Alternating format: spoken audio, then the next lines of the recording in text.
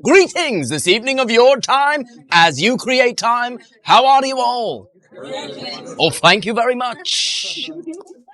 We will begin this interaction this evening of your time with the entitlement, the recollection, and shall we say this will pertain to what we will label your creation of time. For understand, you are infinite, eternal, and multidimensional beings. And this means, in the truest sense of the word eternal, that you have no beginning. You have no, therefore, middle or ending in the overall sense of your being. However, within that infinity, within that totality, there are many diverse ways that you express your beingness. And one of those ways, just one, is in this particular reality you call the physical reality, within which there is, shall we say, to some degree, an agreement between beings to create the notion of the unfoldment, of the forgetting and subsequent remembering of before, during, and after. And this, in a sense, again, is agreed upon by all individuals in a reality in terms of synchronizing that creation according to a certain rate, according to a certain timing. Now, you as a society are, in that sense, agreeing to be synchronized in time stream. So, with, shall we say, minor individual variations, you generally, as a society, experience time in a similar fashion.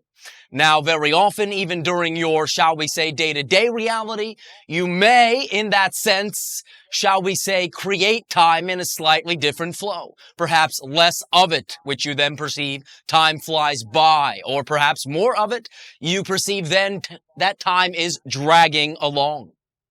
But it is your creation, and there is the standardization to some degree between all individuals within a given mass consciousness in a society. Our particular society is also, to some degree, synchronized to itself in that we still, to some degree, create time. Our relationship to that time and our experience of that time is far different. However, we still do create it, and there still is a rate or a flow at which we synchronize with each other for some degree of a common experience. We have spoken to your society many times about the fact that we exist in a different dimension of experience, and that this is why you would not at this time physically perceive our star without, shall we say, a few adjustments in that dimension. What we have not often shared is one of, shall we say, the nature or the natures of that difference in dimensionality.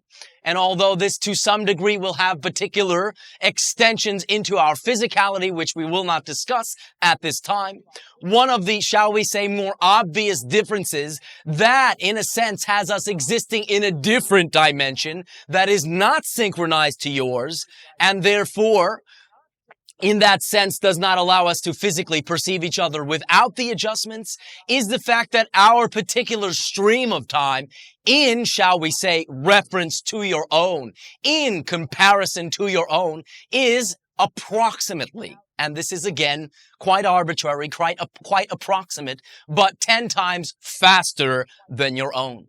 Therefore, what you perceive to be, in that sense, 30 years of the passage of your time would translate into our history to approximately 300 years of time.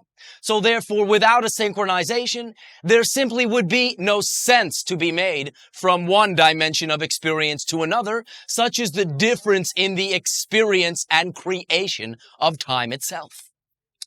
When we, in that sense, interact with you, we do so from our particular relative stream of time. So it may seem to us that simply days have passed, but in a sense, it is synchronized when we interact with you to your time stream as to seem to make some type of sense to you and to seem to have some continuity in that sense from one interaction to another. But it is not necessarily the one-to-one relationship that you might imagine.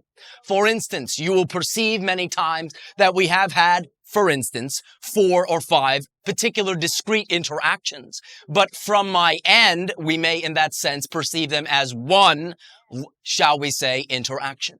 So there will not always be a one-to-one correspondence, though we can tap into where and when our communications are coming through to you and make some kind of logistical sense to it in your terms before, during, and after other sessions.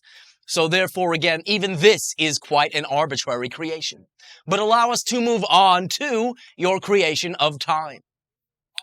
We will use the following analogy. You have what you call to be a theory. You call your Big Bang. And what this represents, from our perspective, is the intersection of, shall we say, consciousness itself, which is transcendental, and physical reality itself. That intersection, the point at which they meet, so to speak, creates a spark.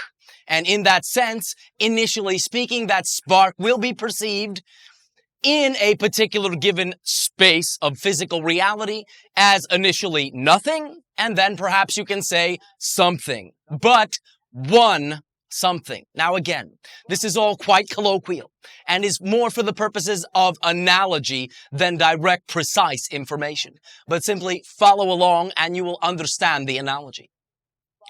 First of all, again, allow us to extend the definition that even your society, even your physicists, shall we say, are understanding that space and time, formerly believed to be two discrete ideas, are simply two sides of the same coin.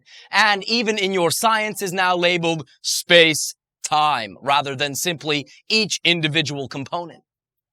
Understand that this makes sense, for in order, or shall we say, with the creation of space, then comes the necessity of time, so to speak, to transverse it, to be able to make some sense out of it. And this is one of the, shall we say, presentations that time itself will represent.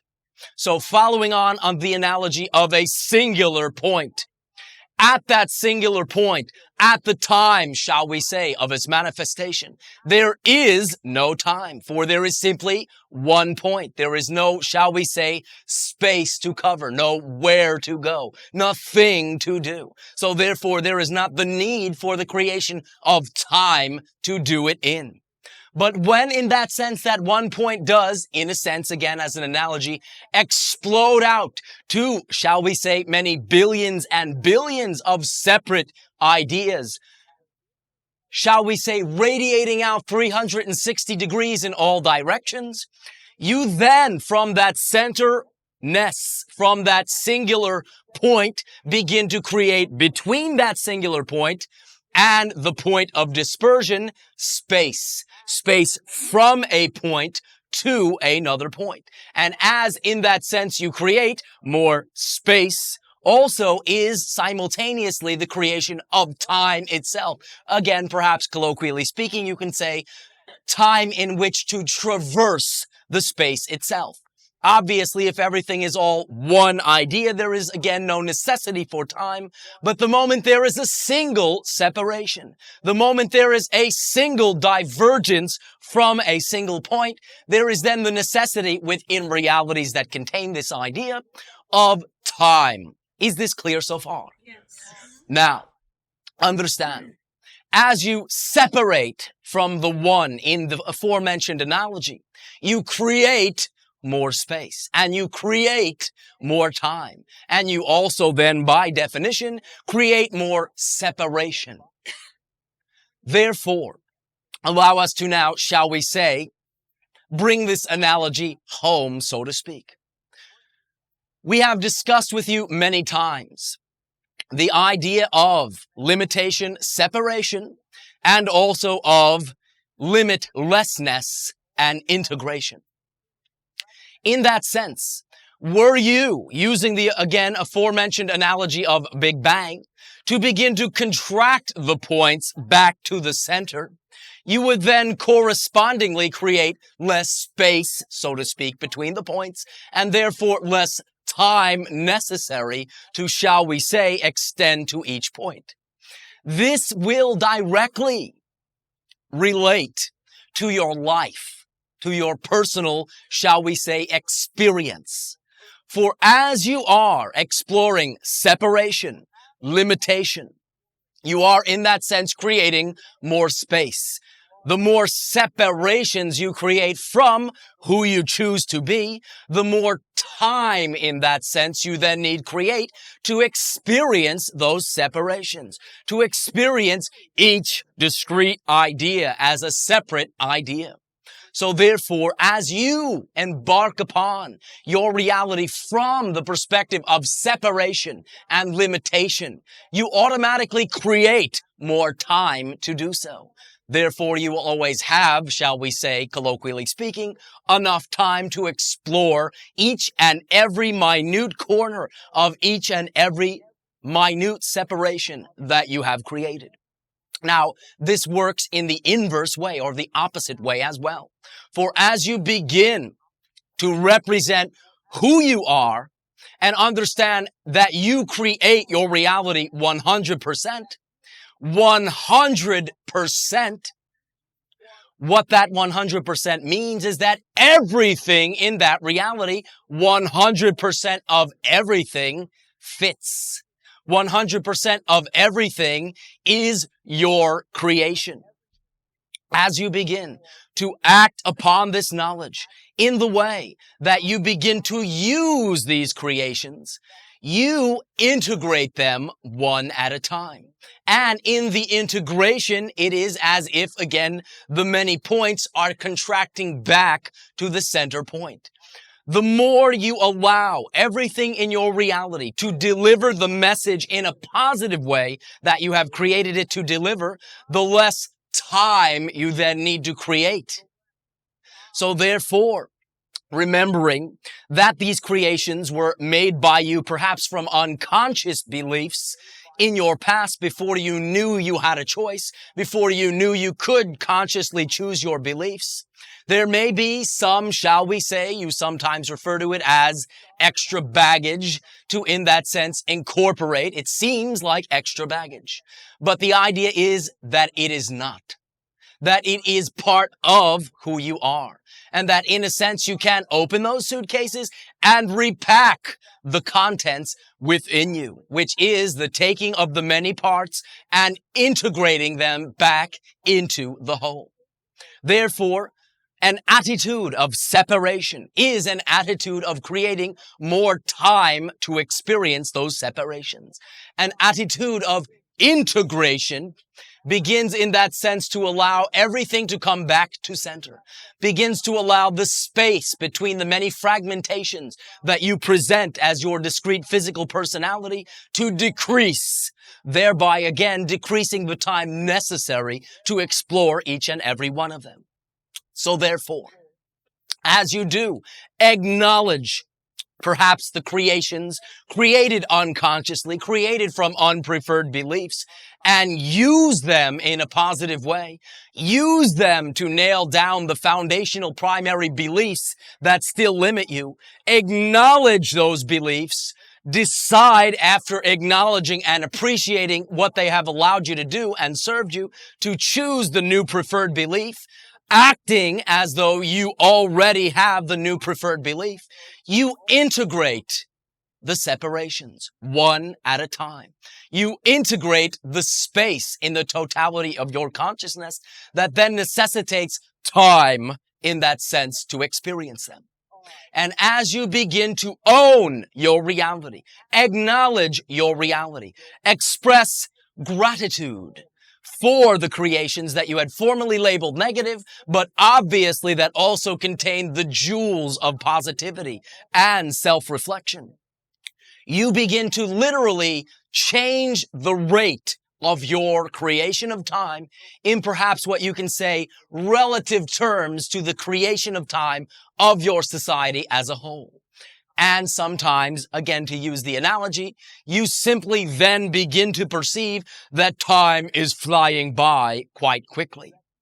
But again, we remind you, when you say time has flown by for I have had a good time, it is not truly that time has passed any faster. In fact, because in having a good time, quote unquote, you are being fully who you are expressing less of the separation. And therefore, in that integrated state of awareness, literally creating less time. So if 1 or 2 hours has passed by your mass consciousness clock time, and you have seemed to experience only 20 or 25 minutes, your body and your consciousness, so to speak, mentality, have only aged the 25 or 30 minutes. So therefore, obviously, you can see that this would have far-reaching effects on your physical body itself. This is why your lifespans begin to increase when you begin to honor and validate who you are, by beginning to grant the validity to the things with integrity that move you, that give you passion, that excite you. For they are representative of who you are. They are representative of your willingness to act as an integrated whole, rather than separate parts collecting each and every part back together, which can take a long time. Do not worry, you will make all the time you need to do so.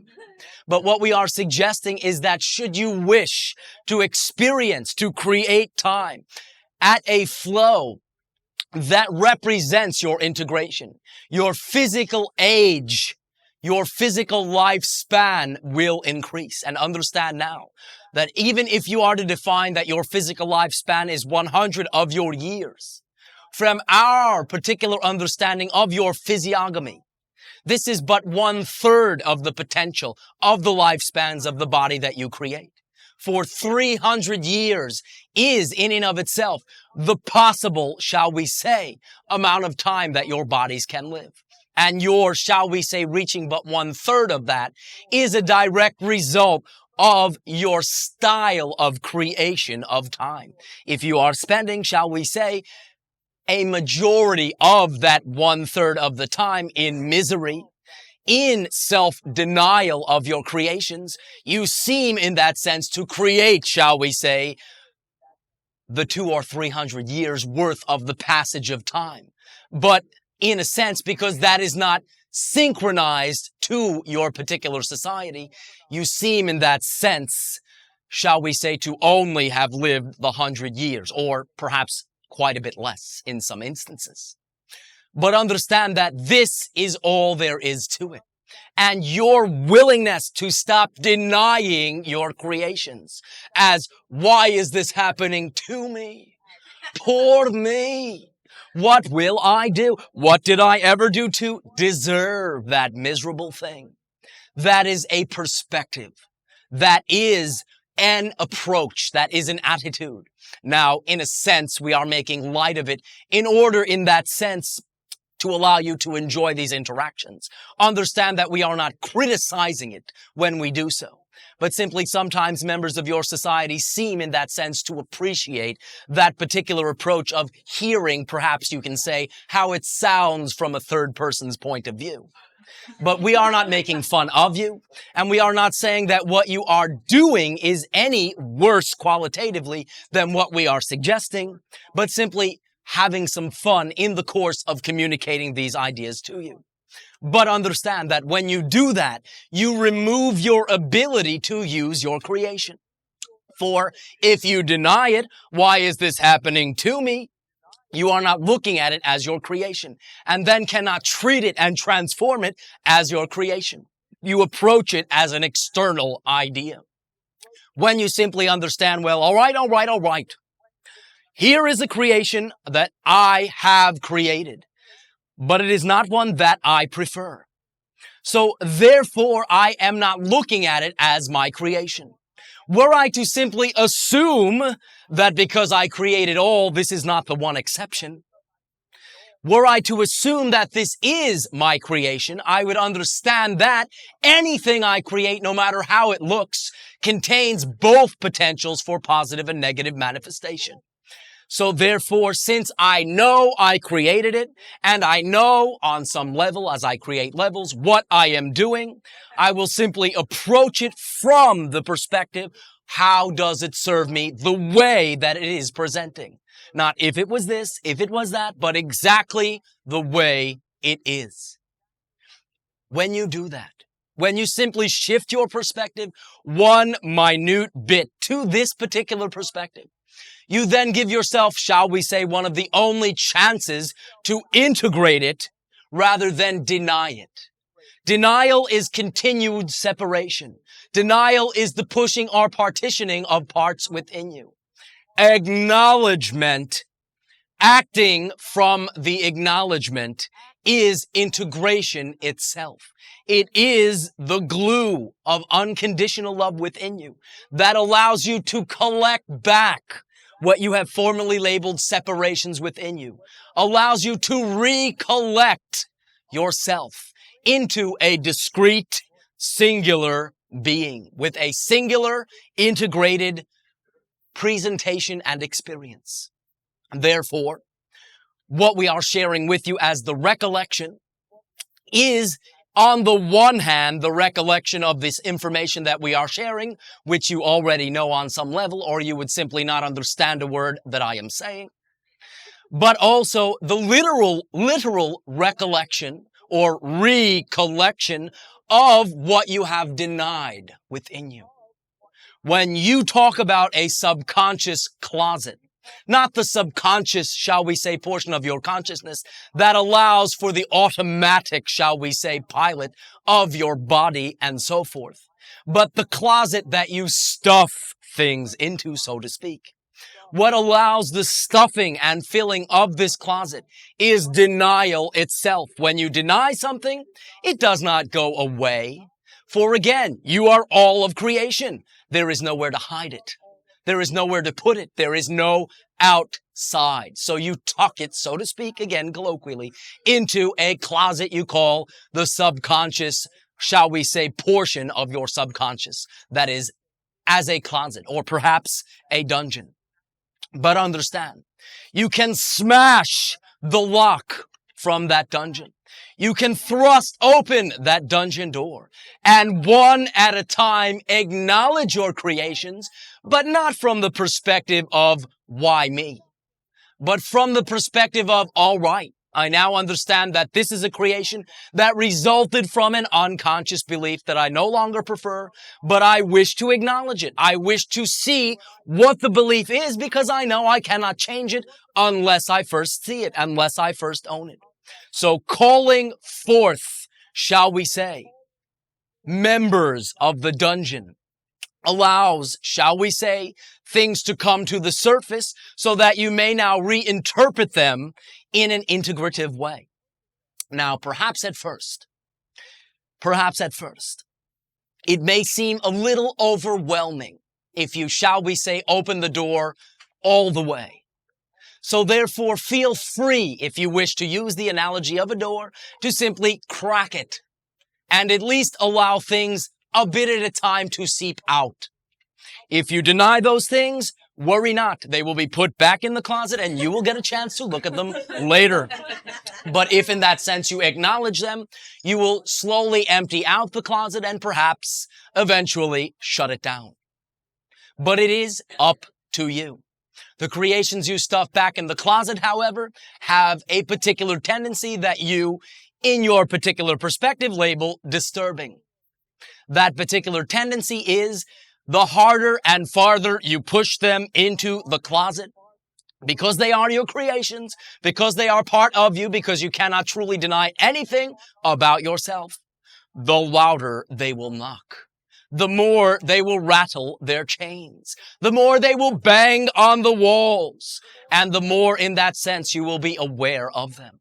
So your willingness to simply invite them one by one as your children rather than your prisoners will enable you to see why you created these children, how they serve you, what it is they allow you to discover about yourself that you can use and transform yourself in a positive way. And we remind you, there is absolutely nothing, unless your definition says that there is absolutely nothing that you can find out about yourself, no matter, as you say, how awful, that you cannot use in a positive way. Are you willing to approach it from that perspective? You can use it in a positive way. So there is no need to fear anything in the closet from the perspective of using it. From the perspective of its negative interpretation, we understand the fear and intrepidation. But from the perspective of what it has to offer, this is a different perspective. And this is what allows the symbols to deliver a message that you can use in a positive way. When you call forth an idea from your subconscious closet, acknowledge it. Appreciate it. It may be outdated, it may be obsolete, but appreciate that it has led you to this point and choose anew with eyes open, having equalized it. It does not go back into the closet. It integrates into your totality. It becomes a part of you that is no better or no worse. It has no less or more weight than anything else. But because you are choosing a positive perspective, the negative aspects of it will simply be irrelevant. Remember, you contain it all. And if you are creating a reality as you are of positive and negative, you contain all of both. So it is not a matter of ever escaping the negative. It is part of you, for it is a polarized expression of the reality itself. But when you choose as an intention a positive perspective, that negativity becomes irrelevant to the experience of your life. So awareness of it you may have, but you will never experience one drop of the negativity. Your awareness of the negativity, because you are again in a world that contains that negativity, will come in the form of the awareness of quote unquote negative things, quote unquote, happening to other individuals. And from your perspective, you will understand that that is not negative that is happening to them, but you will understand that they are interpreting it as negative, therefore creating the negative experience. Therefore, you will perhaps again still perceive negativity, but not experience it at all. And again, in that particular vein, we remind you, you can think anything you wish. It is not the thinking of something positive which gives a positive reality. It is not the thinking of something negative which gives a negative reality. The thinking, shall we say, strata of your being is simply the library. And in that sense, you can read any book you wish. Scary, happy, angry, sad, miserable, ecstatic. You can read them all. But the ones you check out are the ones that are your life. For the ones you check out are the ones that you act on. And it is the actions that you take and the books, to continue the analogy, that you have read as a manual for those actions which determine the reality. So if you do not act with the negative perspective, you can never, did he say never? I think he did. Never get a negative experience. Only can you experience a negative experience if you first interpret it that way, assign that meaning, and then act with that interpretation and negative attitude. Then, yes, you may experience things that you will find very simple to label negative. But it works the other way around. And as you begin to use them in a positive way, all your creations, you also change the rate and flow of your creation of time. Therefore, it's about time that you perhaps began to look and to invite and to embrace anything that you have denied. For all these things, again, is ideas or symbols within you, none of which can destroy you, none of which can have any negative effect on you, no matter how overwhelmingly negative they seem, if you simply choose to assume and maintain the positive perspective. We had at the end of the last interaction made a simple suggestion. We will repeat it before proceeding to the exchange. Whenever you are proceeding and find yourself, perhaps after deciding to create a life of positivity, functioning from seemingly the old negative perspective, first of all, that's all right. You are simply having an attitude. You are simply having an interpretation. If you stop at that point and do not act, you can mull it over as long as you wish. Our simple suggestion is that before you act, again, you can roll this around as much as you want. You can cry, you can be miserable, you can fully explore the negative perspective of this is happening to me. But before you act, at least from your positive perspective, which now exists within you just as well, provide one alternative. See in your imagination, in your specifically aligned tool that you can never lose, see the preferred you. State the belief of that preferred you. Feel how it feels, not the negative old you, but the preferred new you. When you feel that feeling, then in your imagination, hand the situation over to the new preferred you. See how that new preferred you handles it. See what they do. See how they act. Then you have two choices. The, shall we say, automatic negative choice, but also now having emotionally reattached and resummoned up your referential, preferential you, two sets of actions. And we suggest that are you to lie both these sets of actions down on the table, you will perhaps every time have no difficulty choosing the actions of the preferred you. So obvious will it be that those actions are more representative of who you choose to be. And you get to be who you choose to be if you say so. One of the only things that allows you to do this, that allows you to maintain enough of a centered frame of mind to do so, is your willingness when an old tendency seems to come along, rather than saying, there I go again. Oh, I have failed. All my metaphysical training down the drain. You can simply substitute these two words. So what? So what? Here is one idea. It is not an idea that I prefer. Therefore, I need not judge myself for having come up with it. Presenting as many options as I will gives me that many more choices. So what? I thought that, as you say, big deal. Now I will summon the referential, preferential me. I will now see how that me would act. I will lay them side by side. If the miserable alternative looks more appealing, I can still do it. I haven't lost it. But now I will be acting as a creator and have used the fact that I had that tendency, quote unquote, to my advantage.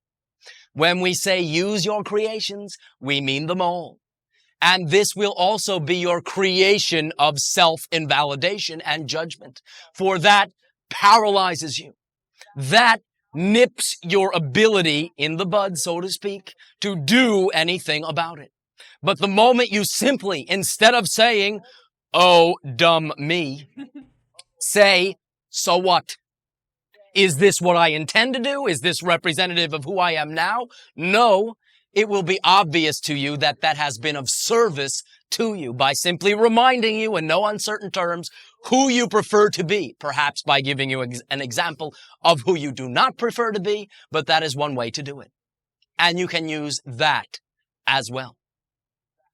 Therefore, in recollecting the many separations within you that you have created in the form of denial, have a good time. For you literally can start right now to have a good time. Rather than assuming that when you do this, and that, you will be where you wish to be, which sets up the time by separating that idea from where you are right here, right now.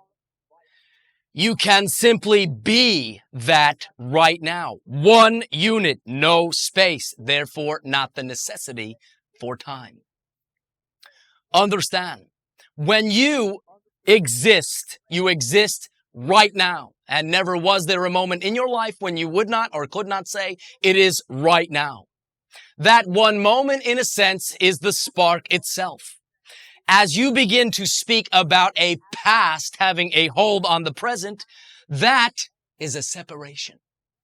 And the further back that separation is in your estimation, the more time you need to create in order to walk all those steps.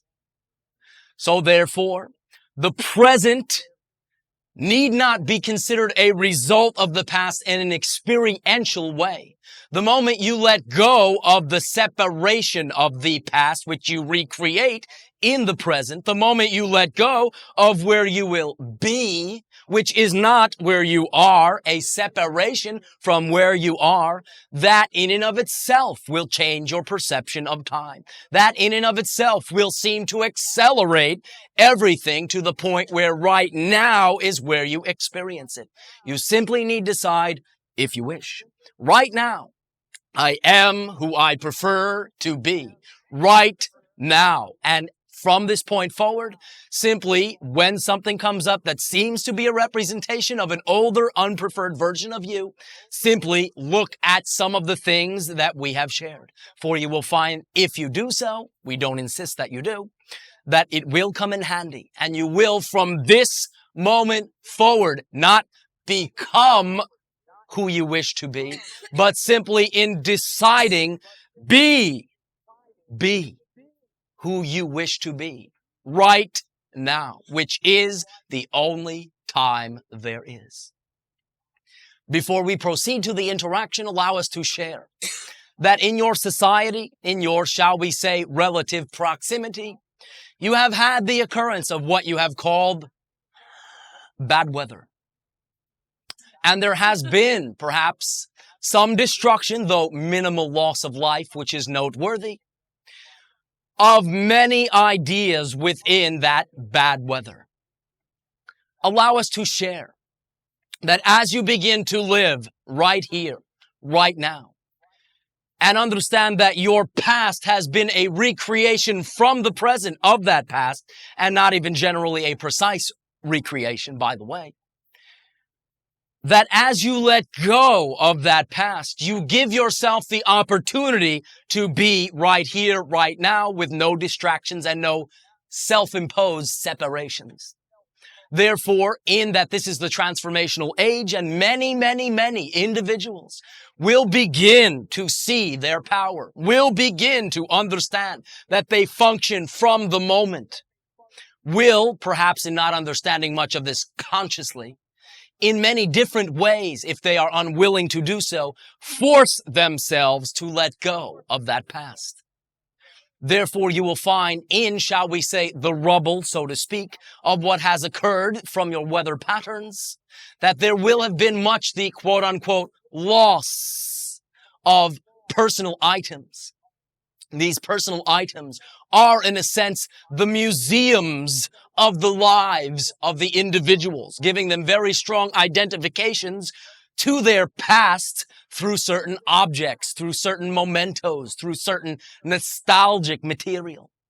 So therefore, many individuals simultaneously, thousands in fact, have again unconsciously chosen in that sense to force themselves through that symbol to literally obliterate their past. This, in a sense, although it can perhaps, from the general perspective of your society, seem like a bummer, will have the overall effect of allowing those individuals to begin anew. And the letting go of many of these past ideas, which literally bind you, is one of the liberating ideas.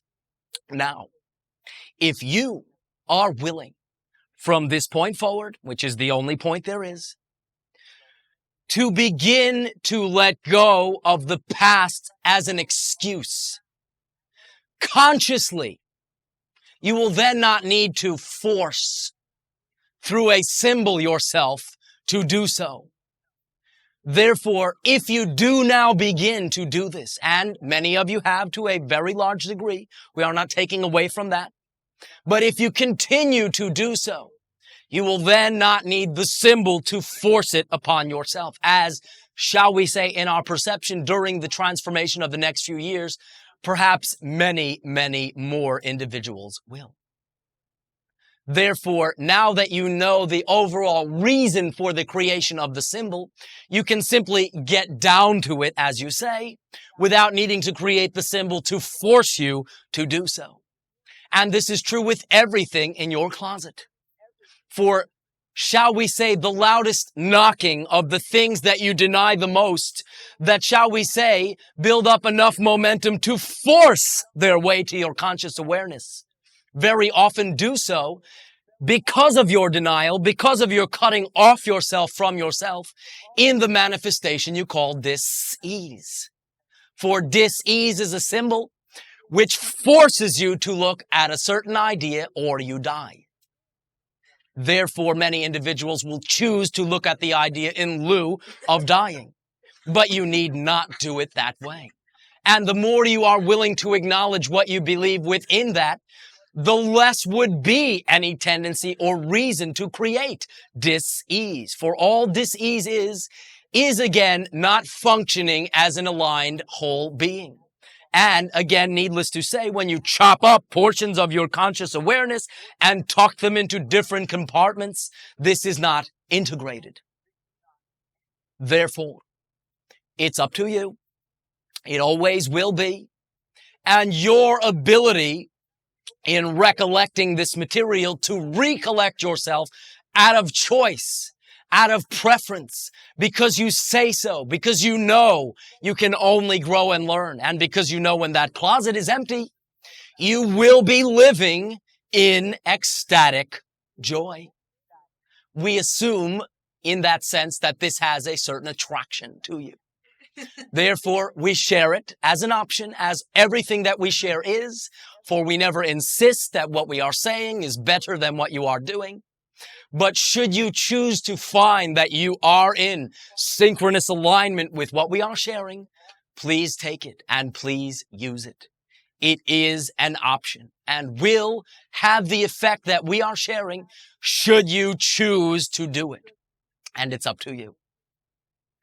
We thank you for your willingness to co-create this interaction with us this evening of your time. We thank you for your willingness to open the many doors that you create between sections of your consciousness within your particular reality. We thank you for your willingness to interact with us as equals. And that equalization is all that is necessary in the gathering of yourself, in the recollection of yourself. Understanding that the concepts that you have denied are equal to all other concepts. Then it simply becomes a matter of preference. Do I prefer it? And not a matter of this is better than that and everyone knows that. That is separation. Judgment, the unequal assignment of weight, is separation.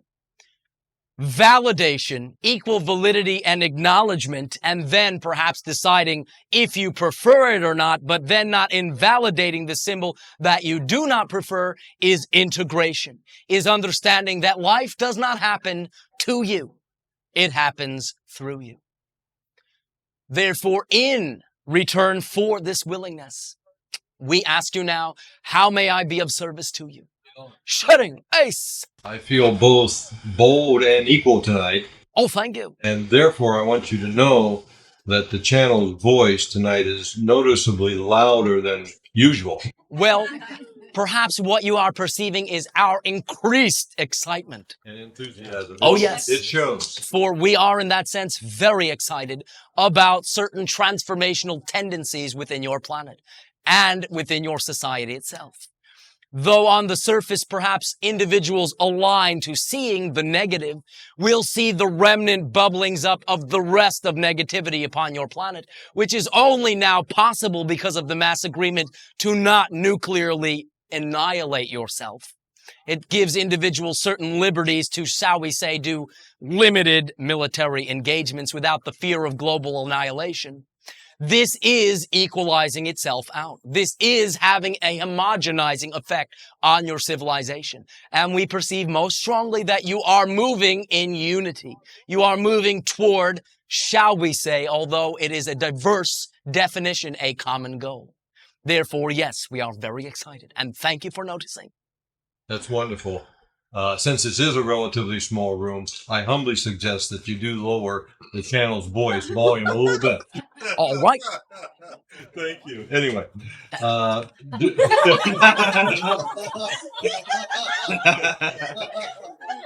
During Would you like it a bit louder than that? Oh, Much love. just having some fun. The volume of material will be the same no matter what the volume. That's about right for me. Thank you. Anyway, during some previous sessions, you've made reference to your motherships. Ace. In one session, you even assisted the group to visit one of your motherships. Ace. And since I am an engineer, I find very fascinating the subject of motherships and would welcome more understanding and some information. Question number one. All right, number one. What is the overall purposes of motherships? In general, it will be to explore, shall we say, distant regions from our particular, shall we say, homeworld location. And also in doing so to transport many individuals with many various types of, shall we say, smaller craft, which in general will exist in the outermost layer. Our crafts, for those who, shall we say, are new to these interactions, mother crafts are cylindrical. They are from 1 to 10 miles in length. They are a tube within a tube within a tube. The center point being up for all decks, and the outermost deck will house what we'll colloquially, and this is very colloquial to your language, but correspond with the hangar bay skin that allows smaller craft to enter into the hull of the craft. And that particular outer layer will correspond to a section that we reserve, so to speak, for the formation of artificial environments that will accommodate those that visit. So therefore, shall we say, individual societies that choose to visit our mothercraft will be quite comfortable, even if the components of the atmosphere of their homeworld differ quite greatly from our own. Shaped like a cylinder, maybe as long as 10 miles. Ace. Now, in general, the one that I am associated with is approximately 1 mile in length. But there are larger vessels for various reasons, and that will depend upon the region being explored and, shall we say, the demographic location of the populations of said region. How large might the diameters get of that cylinder? Now, they will vary. One moment. Approximately what you would call 600 of your feet in diameter. I see. How many people might be on that largest mothership? Tens of thousands. Again, our permanent population of our planet is 200 to 250 million, 2/3 of which at any time are generally, shall we say, upon mothercraft. And what portion of the population of one of those motherships might be the ones that go out on scoutcrafts? A high percentage? That will purely depend upon the explorations. Shall we say a percentage, not necessarily high. Understand that being spontaneous, we have no agenda, we have no schedules, we have no, shall we say, laid down plans. So therefore, this becomes quite arbitrary and quite variable. So each mothership has no one person in charge, the capitan. Not really. There will be perhaps what you could sometimes call, it does not translate for any terminology that we use through your language will seem like a hierarchical structure. I was going to be saying command center, but in a sense it is more a coordinating center. That will do. I see. Can these motherships relocate instantaneously anywhere in the universe? As much as we have discussed with our particular technology, by surrounding the craft with a particular field that isolates it in time and space, and inserting, if you will, another location, coordinates into what would translate again, and this is arbitrary, as our main computers. Did Do your motherships operate, or can they operate in more than one dimension? Absolutely. And that is one of the reasons for their particular, shall we say, orientation. That is also one of the reasons for the triangular shape of our scout craft. It is, shall we say, a very stable structure for what you might call interdimensional penetration. I see a traveling pyramid. In a sense, more like an equilateral triangle, flat. On July 26th, were there any of your motherships in our neighborhood? Ace. How many? As well as 3 of our scout craft around your planet itself. More than one of your motherships? No. And was, shall we say, 1 mile in length, and was a craft that we have sometimes discussed that the vibration of the name of the craft, and again, this is arbitrary and for the convenience of societies, for we have no language, but would in your particular language translate to solar wind. Did any humanoids see that mothership? No. And in general, they will be too far to actually see. Though it is our perception that several individuals did perceive the scout craft from time to time. Now, your motherships are cylindrical. In the movie Encounters of the Third Kind, at least the last 10 minutes of the movie or so, it was sort of more like a typical saucer shape or disc or... Well, understand perhaps that is an analogy to what you would call a city ship, which is again similar to a mothercraft and not precise to what exists, but there are many different presentations of how societies will create city ships or mothercrafts.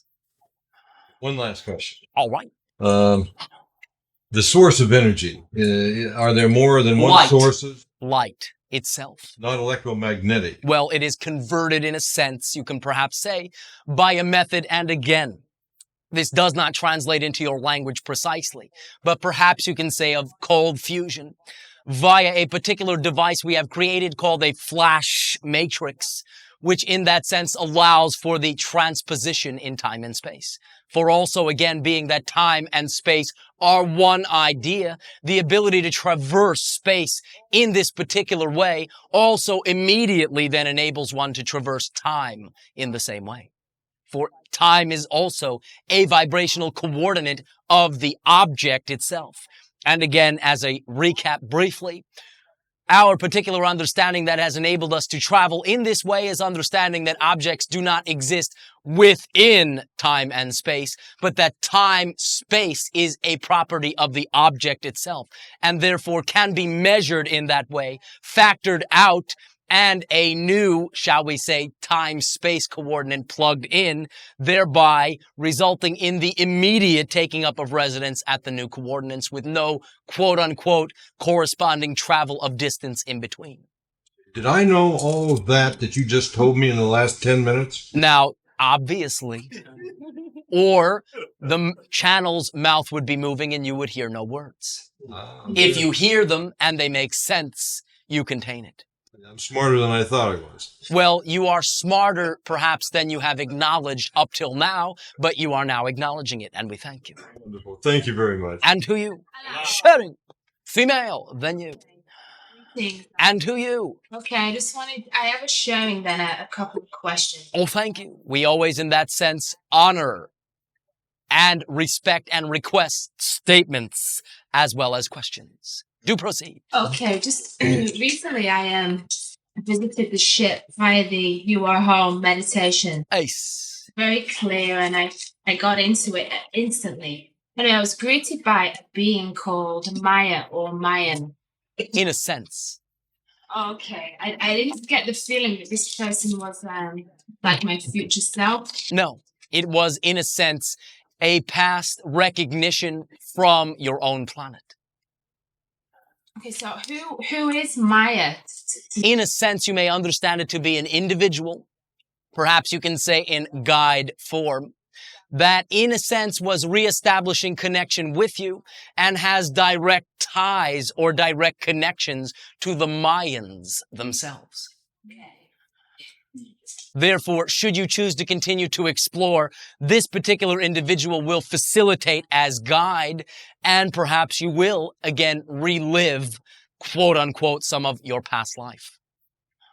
Okay. There are certain, shall we say, aspects within that life that you can now call upon, not that you need it, not that you cannot do it without that, but that may be an assistance in recognition to you to proceeding with something that you are about to embark upon. Thank you. Thank you. You know, there was another question. Now, I saw what I perceived to be a picture frame hanging on a wall. And it had stripes of colors in it moving, but it was like it was moving with water. In a sense, what you are perceiving would colloquially be called an expression of a type of technology that we possess that is many times used in an artistic form, hence your particular interpretation of framed, which it was not, and is referred to as liquid light. And I also felt that it was reacting to my energy as I was there. It is a mirror of sorts, and in a sense, you become the art, and your appreciation itself interacts with the actual, shall we say, presentation. It's amazing. Also, was it giving off any sound? In a sense, for you may understand that its vibration, its particular frequency is not only reaching into what you would call visible light spectrum, but also encompasses, though you cannot quote unquote see this part of it for your perception of this frequency is hearing, but in a sense may say it contains more than just one or the other frequency, contains both. Did that translate? Yes. Thank you. Okay, while I'm on the subject then, I remember meeting Bashar. It could be my symbol, but he was in like a circular seat, half led down. Now what is this? Is a symbol for me, obviously. Well, first of all, perhaps you will interpret it as a symbol, but that was literal. That was Bashar. Okay, I knew that. Also, I visited with Anya, and I saw a child in the center of the room. And not in a crib, but the baby was suspended with a light, a white light. It was just suspended in the air. Did you notice in that sense the infant as being surrounded by 3 individuals? No. All right. This is in a sense part of, perhaps you can say, a process.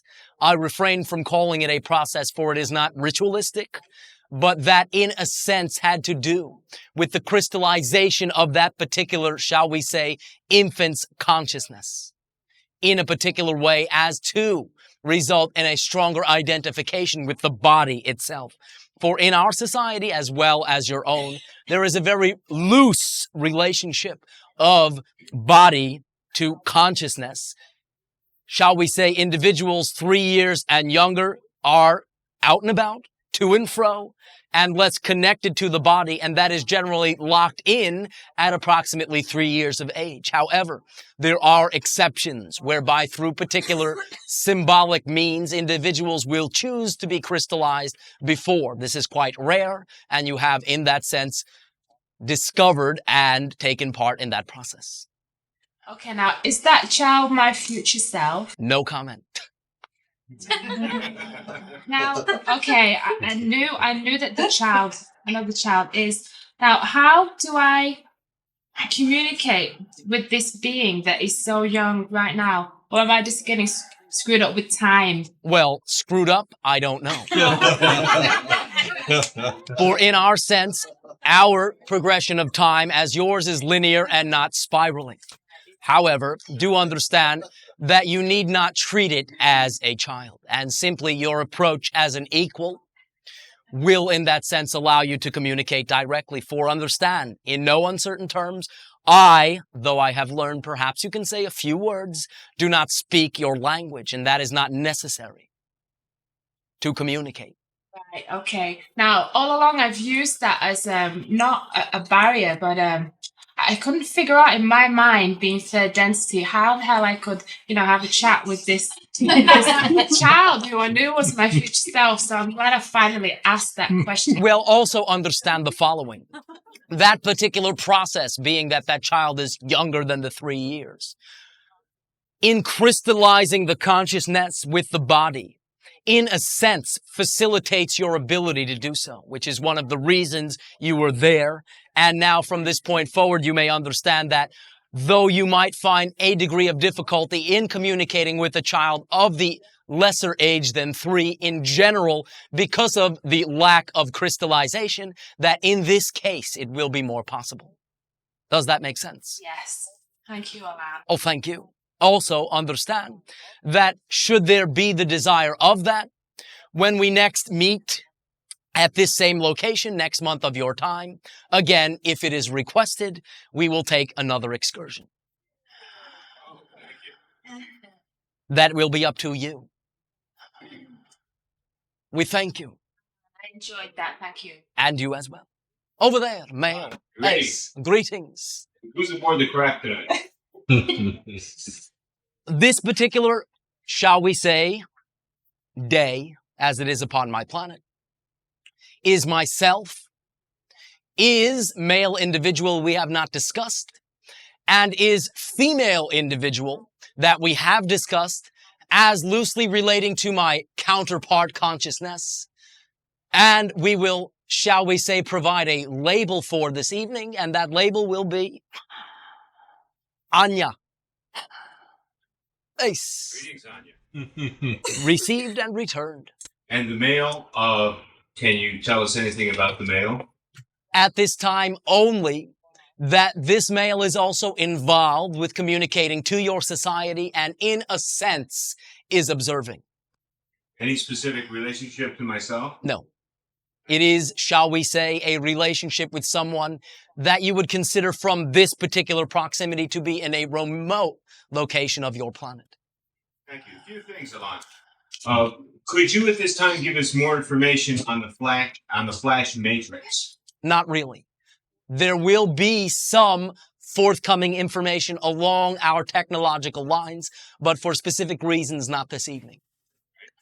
I'm glad you brought up the idea of your time stream being 10 times faster than ours. One moment. We will add, however, that for the purposes of instilling some idea within you to be able to grasp the later sharing, that you have a particular electronic component that you call a capacitor.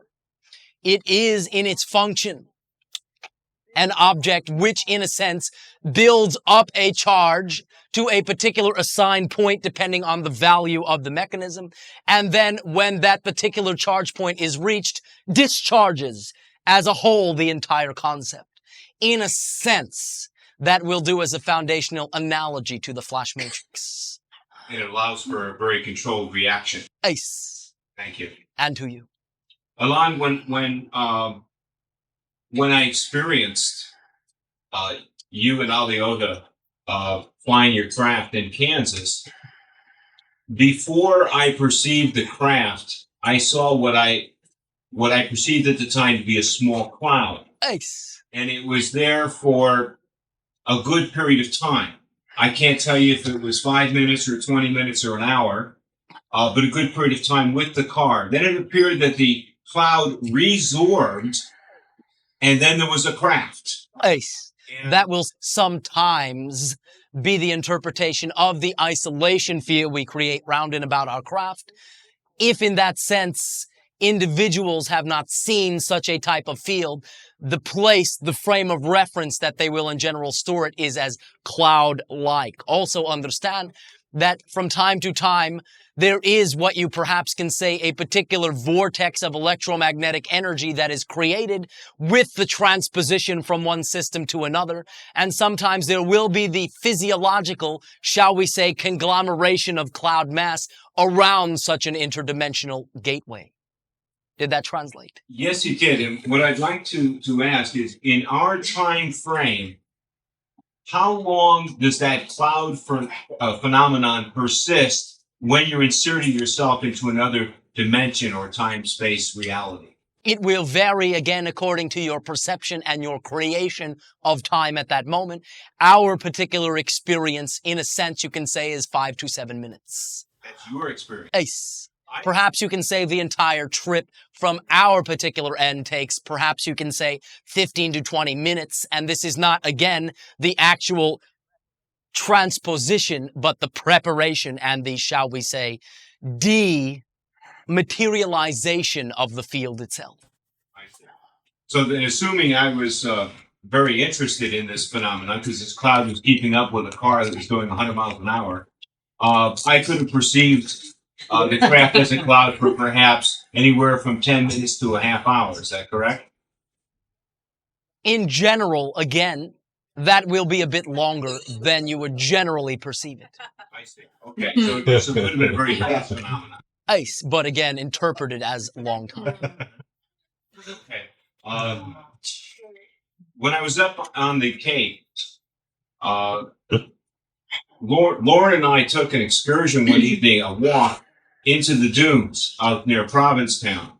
The dunes span about 1.5 miles from the highway to the ocean, and we walked in probably somewhere between 1/4 and 1/2 mile. It was a very dry evening. The sand was dry, the foliage was bone dry, and walking the dunes required quite a bit of effort, at least at first.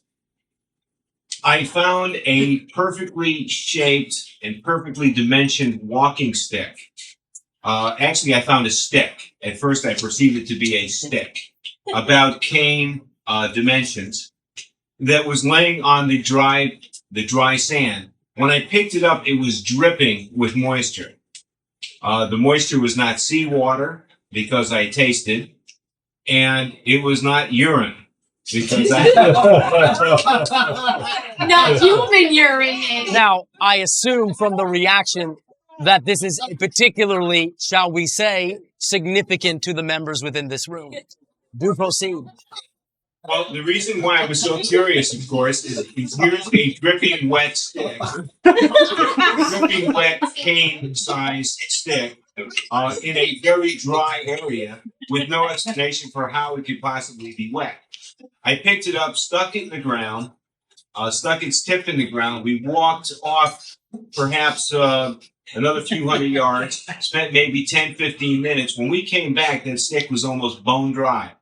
I grabbed it and realized that where I grabbed it was perfectly formed for my hand. It had been very carefully cut at the top.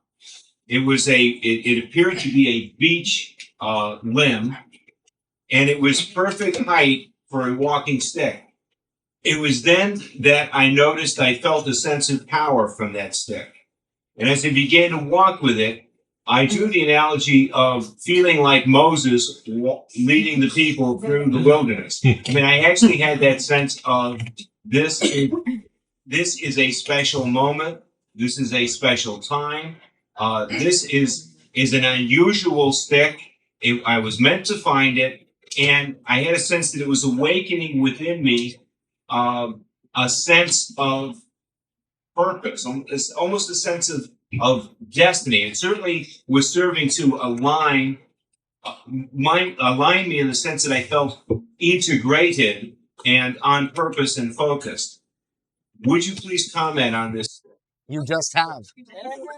And there is simply nothing to add. You have given yourself the answer. Then I'll ask for some feedback. My perception is that and I felt this as soon as I felt the wetness of the stick, that this stick was of interdimensional origin. Now, that is not necessarily our perception, not to, as you say, rain upon your parade or perhaps upon your stick. But understand that no less means that you are connected to it as a symbol, that no less means that you have attracted it as a symbol, and that perhaps you can, shall we say, derive many ideas from it. But ground yourself. It is a representation of grounding itself. Therefore, you need not search for, shall we say, extraterrestrial or dimensional origins. Can you make some comment then on how the stick came to be dripping wet? Not really. Understand that we do not know everything. And if there is something that is not in our immediate awareness, it simply has no relevance to us. And in that sense, will not assist you for us to reflect to you. So we simply trust that in this case. Thank you very much. And to you. Elan. Over there to Mail. Okay, thank you. And to you. Hello. Greetings. Great to be with you. Great to be with you all as well. Thank you. Yes, it's great to be with this group. Yes. It's been a incredible month for me. Oh, thank you. Without looking at the past, because it is the past now, but I feel like a snake shedding its skin. Oh, all right. And it's been quite a journey so far. That shedding, in that sense, not only allows you to redefine who you are, but also gives you some space to grow. Yeah, it's been quite a process. Yes, it still is, if you create the need for a process. Right. But you can simply have instantaneous result. Yeah. Well, as I've been learning, I've been listening to the tape from last month, and I've been, using the 5 ideas of so-called membership to the association that you spoke of. Yes. And I've been thinking about those, and they seem to really pulled a lot of things together for me. I just had a question about the synchronicity. All right. Could you define it in an example, for instance? All right. Everything is synchronicity, and synchronicity is everything. Synchronicity is not something which occurs within. And synchronicity is simply the synchronous occurrence of all ideas as interconnected, interwoven, and therefore having something to do with each other. All things being connected means everything has a reason. Everything has a particular perspective, right, and reason to exist. Therefore, your recognition of synchronicity as seeing anything that happens as part of the process and not in that way an interruption in the process allows you to be consciously aware of synchronicity in your life. Your willingness to then act as though that is so then brings, by cyclical progression, more awareness of synchronicity. So being aware that everything is synchronicity, acting that way, then makes you more aware that everything is synchronicity, giving you that much more ability to act that way, and so on and so forth, till you are simply automatically assuming that synchronicity is how everything is, and the assignment of positive meaning within your synchronous awareness and recognition gives the positive outcome, the positive response. So therefore, you begin to create a momentum that replaces the self-denying momentum. And should you again choose to look at everything as belonging and treat it that way, and create actions that represent that, you then will literally have an ecstatic explosion of coincidences, interrelated incidences which seem on the surface unrelated, delivering to your life all the things you say you prefer in the most unexpected of ways. For everything that you wish to have in your life can be there, and can be there in a timely manner. When you project and assume you can only achieve something in a particular way, that prolongs the process. That sets up the separation. That creates more time. When you simply understand that everything is interrelated and that you can deliver what it is you wish in the most unexpected of ways, but a way which is available in a given moment, you begin to more instantaneously manifest the things you prefer. Does that assist you? Wow. You always come on so strong. It's amazing. And that is because I believe what I'm saying. Yes. Yes, and I love your excitement and your volume, by the way. I love yours as well. Fine with me. Thank you. Oh, thank you. Okay, then let's, for an example on my end of it, if I bump into somebody in the grocery store and our groceries explode all over the floor. How synchronous. Now, you can understand that should you react in a particular negative way, you will obviously get a negative effect. But should you, shall we say, take advantage of your creation in a positive way, you may find very often important, life-changing ideas can occur because you are accepting something that you thought was extraneous as belonging. You can then see why you created it and have the eyes to use it in a positive way. Perhaps that person is, shall we say, owning the very business that employs people to do the things that excite you the most. Yeah. But you would not know that if you said, you jerk. I didn't do that. It didn't happen, and I didn't do that. But understand the analogy. Yes, I do understand it. It's better. Great. Thank you. Now, when we say everything fits, we mean it all. Therefore, everything is significant. Shall we say, if you are in a line in your grocery store, the clothes the person and before you and after you is wearing means something. The dirt on their shoes means something. Everything means something. Now, it may have varying degrees of relative significance to your life, but understand that these are co-created situations. So therefore, somebody within that situation will find direct relative significance. If it is obvious how this serves you, allow it to serve you in that obvious way. If it is not obvious, assume that either it will unfold or was significant for someone else, and therefore you performed a service in that way by being an enhancing example for someone else. Yeah. Okay, that's great. I'd like to move on to the next thing. Well, we would wish in these particular interactions to, shall we say, at a stretch, limit your, shall we say, questions to 1 or 2, so that we can, shall we say, sample some more that are available. And should we find the tendency and momentum, we will then share with you again. Okay. All right. Great. Do you, again, we have asked you this before, but trust us on this? I do, because I think I know why. Oh, thank you. Over there, sharing.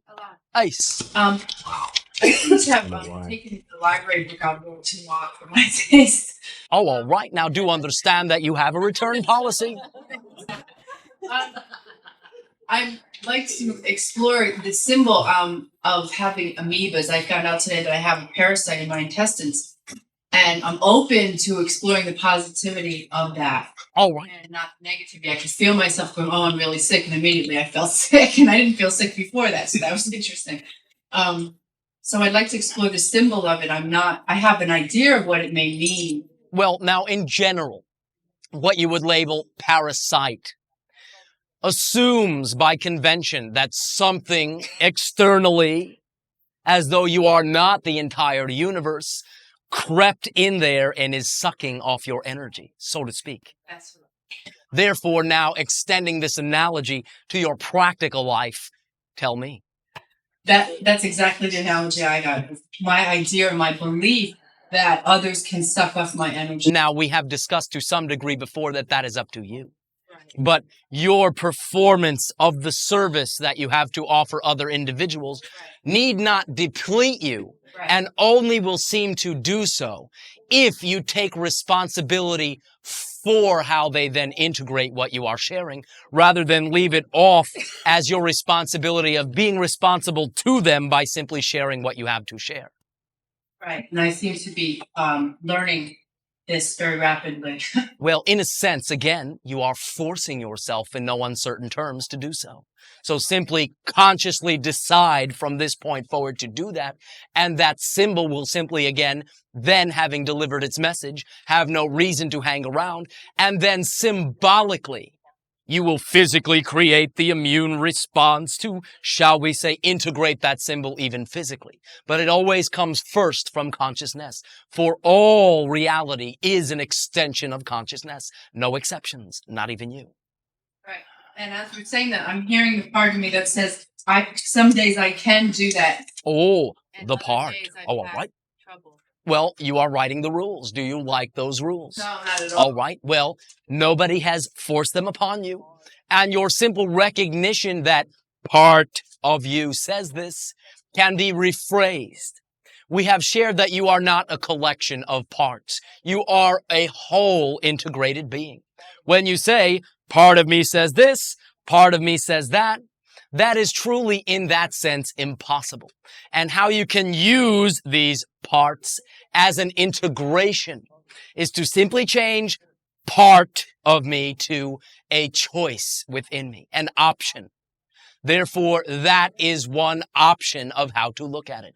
The moment you even say it that way, that preassumes in your orientation that there are other options or choices. And then lifts the weight from it being a, shall we say, etched in stone part of you. You are not a collection of parts. That is simply a belief, an emotion, a thought within you that is one choice. Here is a choice. Do you wish for that to be the choice you choose? Yes or no? No. What is the opposite choice? State it right now. The opposite choice is that I'm there to commune with another in my healing work and share the gifts that I have to share. And then it's up to them whether or not and how they use those gifts. Yes, but also you were saying sometimes you can, sometimes you can't. Rephrase that. That I have a choice whether in each moment, whether to act as the preferred me or not. And you can always, in a non-interrupted fashion, choose to interpret it in the way you wish. Now, close your eyes. Take 3 deep breaths.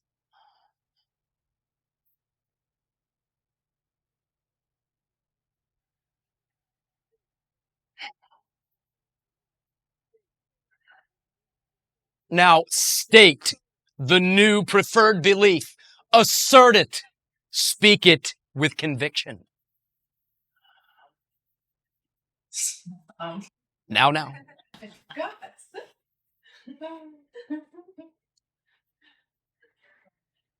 The new preferred belief is that I'm there to offer a gift.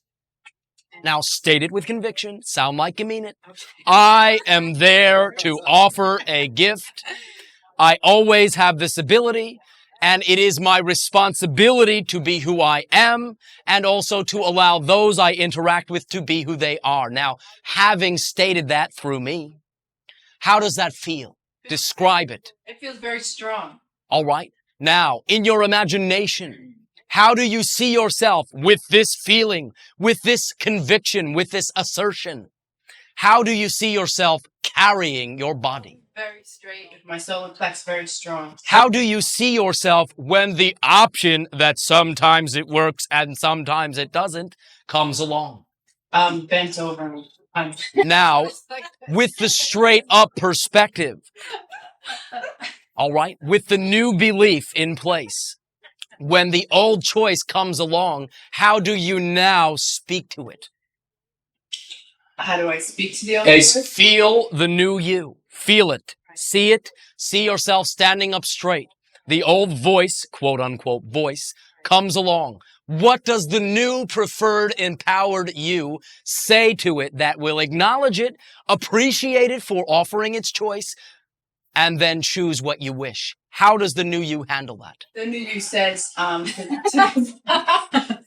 The new you. Say, the new me says. The new me. All right. Do not want to get too confused. The new me says to the boy, "Oh, thank you very much for sharing that." But thank you very much for sharing that. You have allowed me to see that this is not what I prefer. Right. Thank you for that.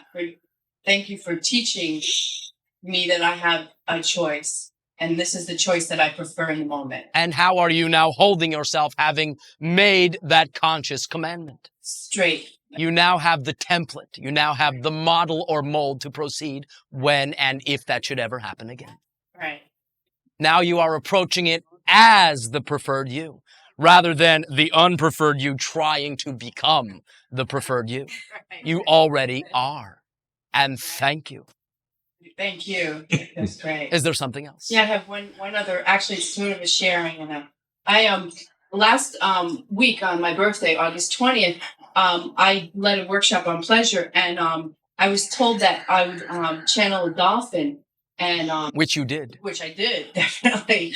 And the dolphin's name was Dreamer, and I'm not sure if that was a particular dolphin or It was a particular dolphin, though there are several that function in that capacity and will all generally be called by the same name, Dreamer.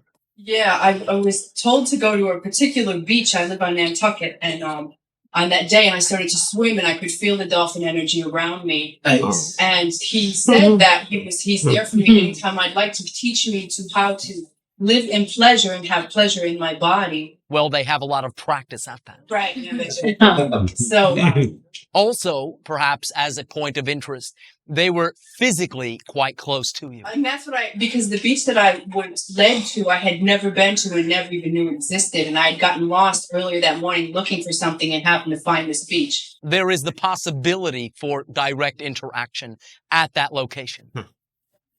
That I felt that very strongly. I have never been prior to that drawn to the dolphins in that way. And it was very exciting to me. To them as well.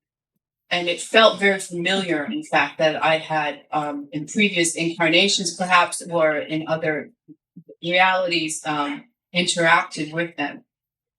You have. That was my sense. And related, and one more, I just wanted to share one other thing. The last time I had an interaction with you, which was in July, I believe, and I was speaking to you about the White Brotherhood.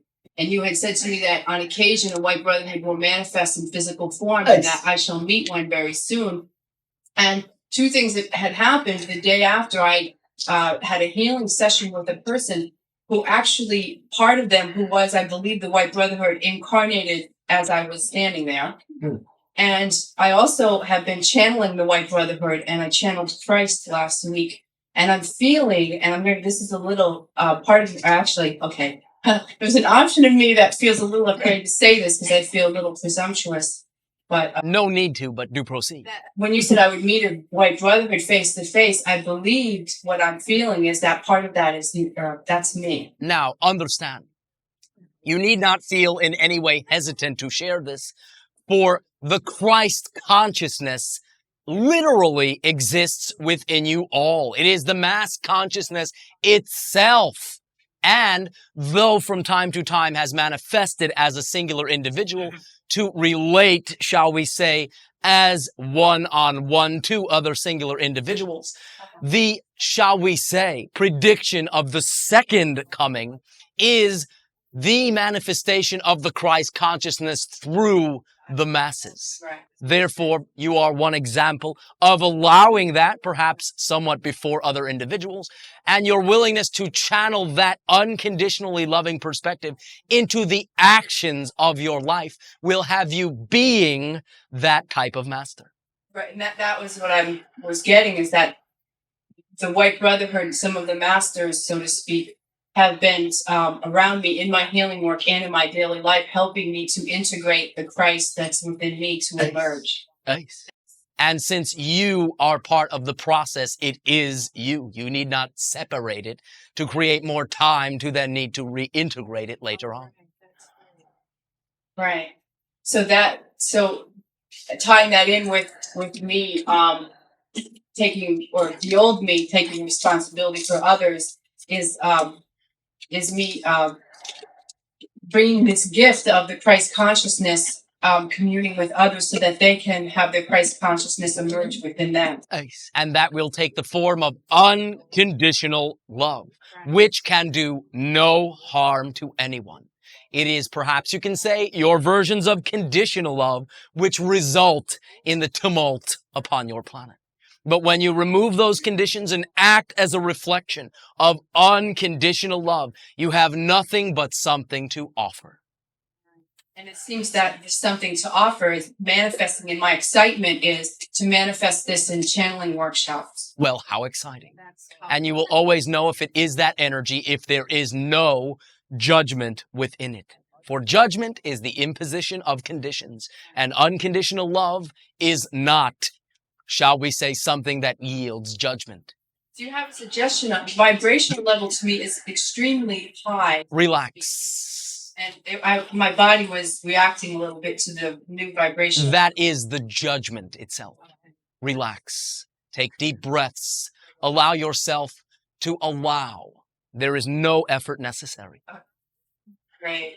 We thank you. Thank you very much. At this timing, we will pause for a short break of 10 to 15 of your minutes of counting and resume contact at that time. All right, I'll say, continue shedding. Over there, male. Elan, I contacted a belief of mine earlier in the session, which Well, congratulations. thank you. It was in the form of a judgment that I had, is listening to one of the other participants here describing her connection with the future self and her experience on a mothership, and catching myself with this belief or judgment that that is all well and good, but we need to get down to brass tacks and the essential things to do with the planet here. Now, do understand that that may be that particular individual's way of doing so. Yes. But do proceed. Well, I see this as a constricting, felt it as a constriction inside, as a judgment, which I perceive now as one of the things that I've utilized to close doors for myself. Yes. Oh, yes. And constriction, in a sense, would be the byproduct of the cutting off of that aspect of yourself. For you are that individual. And in judging that, you are judging that portion of your own self. So yes, the restriction does not lie externally, but is experienced as internal. Yes. Well, having recognized this as my internal restriction and wishing to reclaim this part of myself presently, I feel compelled. I want to investigate my connection with a brother that I had when I was growing up. All right. Do share. Well, my sensing of my world growing up, he was a year younger than me, and he lived till about 3.5 years of age. And my experience of being in the world to the point of his leaving was of just magic, of the sun being bright and the world being full of life. This child was quite extraordinary in his delight in life. He was bouncing and bubbly and just spontaneous and full of this unconditional love. Nice. Which I am in proximity of reclaiming into my life presently. All right. How long will it take? For as you maintain it outside of you as a separation, as we have shared, you will create the corresponding time to give you enough time to step toward it. But should you simply decide you are that idea, then there will be no necessity for the creation of time to experience it, and you simply will reclaim, will recollect that portion of you. Again, in your society, it is the tendency to view external beings as being separate from you. You are in a world with them. But more literally speaking, they are you. And now that you know that, you cannot truly lose anything. You can choose to not be in proximity with it. But because it is who you are, there is nowhere to put that either. So now you give yourself the opportunity by first recognizing and acknowledging how you are limiting yourself with certain beliefs, the opportunity to reclaim or recollect his, shall we say, symbol within you. Proceed. All right. My sensing in coming into connection with the ideas that you've presented, and which I've begun to assimilate over the past months, that this same lightness and sense of magic of the world is coming back into my life. Nice. That I'm feeling a renewal of how it was for me as a child. Nice. And learning, in fact, that it was a choice, albeit perhaps ill-advised, to cut yourself off from that to begin with, not something that was imposed. Again, when you do not know it is a choice, it seems like it happened to you. But now that you are reclaiming that life occurs through you, and again, understanding that you cannot lose anything, simply allow it to change its shape. You can now utilize that symbol in a positive way as it is relevant to provide strength for yourself now, right here, and ground it as you have shared. Therefore, how will you now express this reclaimed portion of your joy and ecstasy? well, I'm not planning anything. All right. I think I will just allow myself to celebrate it in the moment as I go through my days now. Oh, thank you. There's quite a lot of gifts I have a sense of coming into my life, and I'll open them one by one. Well, you know that from our perspective, that answer will do just fine. All right. I did have a question. Was my younger brother connected to your society, or does he have a connection with your society? Loosely, in that we are able to perceive that style of consciousness more readily, for it approximates more our own, as we have shared. You can only experience a reality you are the vibration of. So we only experience, when interacting with your society, the positive outcome, the positive experience. And perhaps you can say individuals that choose to live that way, and again, this is colloquial as an analogy, but shine that much more brightly within our vision. We can find them, so to speak, more readily. But this applies to all of you, or we would not be having this conversation. So therefore, in spirit, in attitude, but not necessarily a direct linear connection, for in that sense, he has served as guide for you in this life from behind the scenes. And that was one of, shall we say, the agreements between you. And by acknowledging what you are sharing with me now, you are fulfilling one of the major purposes of that particular agreement. Good. Oh, thank you. Does that make sense, however? Yes. Therefore, Yeah. have a good time. All right. That is how he would wish it, so to speak. Yeah, I'm sure he would. Ace. Thank you. And to you. Shut Wow. it. Female. Then you. I'm a kindergarten teacher here. Well, congratulations. I met a little boy that will be coming into my classroom this week, and he has a very rare disease where his body is literally devouring itself, and his name is Brian. And I wanted to ask about the synchronistic significance of his coming to me as a student at this time. Well, again, it will be a reflection of your ability to be responsible to him by responsibly being who you are, or being responsible for yourself, without needing to be responsible for his choices, but allowing you to be responsible to him by allowing him the option of what you have to offer. I also got the sense from meeting his mother that not only is it significant for me to meet this child and what he's going through, but the example of how his mother has made the decision to put him into school. Although if he caught measles or chickenpox, it could kill him. And she's made the decision to, not knowing what's going to happen with him, bring him into as normal of a childhood life as she can help him create. And I was so impressed with her. And I realized when I met her that 1, 2, 3 years ago, I would have been terrified of what her experience is. When with a child, you reassert their differences, they manifest those differences, shall we say, that much more blatantly. When you are able, in that sense, to reassert the similarities, you allow them to unfold into that as well. Now, not to make you all clones, you will still have individuality. But the idea is that many times with these particular scenarios factors into the relationship, how the child is treated. If they are treated as they are ill, they fulfill that prophecy.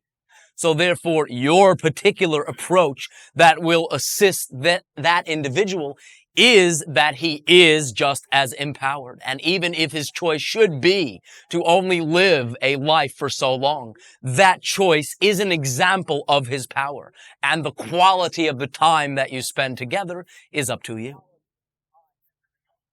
I have one other question about another student that's coming to my class this year that has been thought about as being autistic. Now, the same answer will very strongly apply, for you will find that segment of your population in particular to get in response to their particular choice a very typical type of treatment and a very typical type of, shall we say, attitude toward them that reinforces the limiting aspects rather than what they have chosen to focus on at the cost of the general, shall we say, focus, mass focus. I don't really have any other questions about it. I just thought it was very significant to me that I'm getting these students now. Well, that's the only time there is. But understand that that is the only time that you can make a difference. And self-empowerment is a difference to the general approach in these matters. So you can have a profound effect in this situation. Now, not that you need to put a burden on yourself that you must, but in the being of who you are, there can, by coincidence, incidences occurring at the same time, be a profound transference of empowerment, which will strongly raise the quality rather than the quantity of the life. And we thank you for your willingness to extend yourself in such a way, and again remind you that you cannot be responsible for their decision, but can derive great joy in being responsible to them in having made such a decision. That acknowledges your willingness to interact with them that way, acknowledges their choice as just as valid as yours. We thank you. Female back there. Yes, hi, Elan. Greetings. Well, I guess it's about memory. Well, may I ask you, is it about memory or are you only guessing? Well, it's about memory and other things too. All right. What were we talking about? Are you having a good time? Well, some people have very vivid memories of their childhoods. Well, often you will find these to not be direct representations of what did occur, but shall we say, updated representations to be consistent with who they are now. But we understand that this seems and is presented as a vivid, exact memory. But do proceed. Well, nevertheless, they are memories of some sort. Anyway, I happen to be one of the people who have little to no memory of their childhood. And up until now, I've kind of said, well, it's because it's not relevant to who I am right now. I'm not the same person who I was then. I'm changing, so it's not relevant to my life now, so I don't need to remember it. Or sometimes I've also said that, well, maybe I wasn't totally conscious or of the same consciousness that I'm of now. So I actually was a different person. Well, you are always a different person in every moment, but perhaps in this instance, part one of your summation would be more appropriate. It simply is that those particular instances are not relevant to what you are exploring now. And in a sense, your seeming quote-unquote inability to recall them is to your advantage. Okay, yeah. Basically, that was the third part of the question is that... Well, did not mean to jump ahead, but go on. Am I filing things away, putting them in a closet that were difficult to deal with? I mean, is that a possibility? Well, understand that to some degree, yes. But understand also that you are now allowing them to come up and facing them as they do. And this is what will accelerate the integration of you, but also... And again, we remind you, these are not bottomless barrels. You are finite beings, and these closets are finite. Therefore, as you empty it out a bit at a time and integrate what you had formerly denied, there is an end in sight to the quote-unquote process that you seem to create. Well, how do you know? How do you know when you hit bottom, when there's nothing else in that closet? Because, you know, I thought I'd come to, like, the end of a lot of it, and I was fine for a few months, and then all of a sudden some stuff started coming back up, and... All right. When you, quote-unquote, to use your term, hit bottom, or perhaps you can say your barrel is empty, you simply will no longer have the tendency to interpret anything in a negative way, much as you perceive I do when interacting with you. For no matter what anyone shares with us, anyone from your society, we never interpret it in a negative way and can always, shall we say, provide a positive alternative viewpoint, and such will be the perspective of you as you allow that to integrate within you. Well, that'll be nice. Yeah. Well, okay, but if you say it will be, you put it off. If you say that is wonderful right now, then even the quote-unquote process of these ideas coming from the closet can be part of the joy. Because your willingness to redefine them and then have them immediately have a new positive effect is in and of itself very exciting, in and of itself very energizing. So if you simply decide you are that you right now, there is no lengthy process, and it will simply be automatic processing. So when you have a negative interpretation, simply look at, this is a neutral set of props with no built-in meaning. I am obviously assigning it a negative meaning. All right, so what? I have done that. I am noticing it, and I will use it. Now, and we assume there will be a particular situation in place with very particular parameters. What must I believe in this situation to be having this negative interpretation? Oh, I believe that. Oh, thank goodness I found that out. I couldn't change it unless I owned it. And that is the joyful process of transformation. Now that I have equalized it and acknowledged it and thanked it for it has led me to this recognition, what is the belief I wish to have? All right, I will state that belief. I will feel what it feels like to have that belief.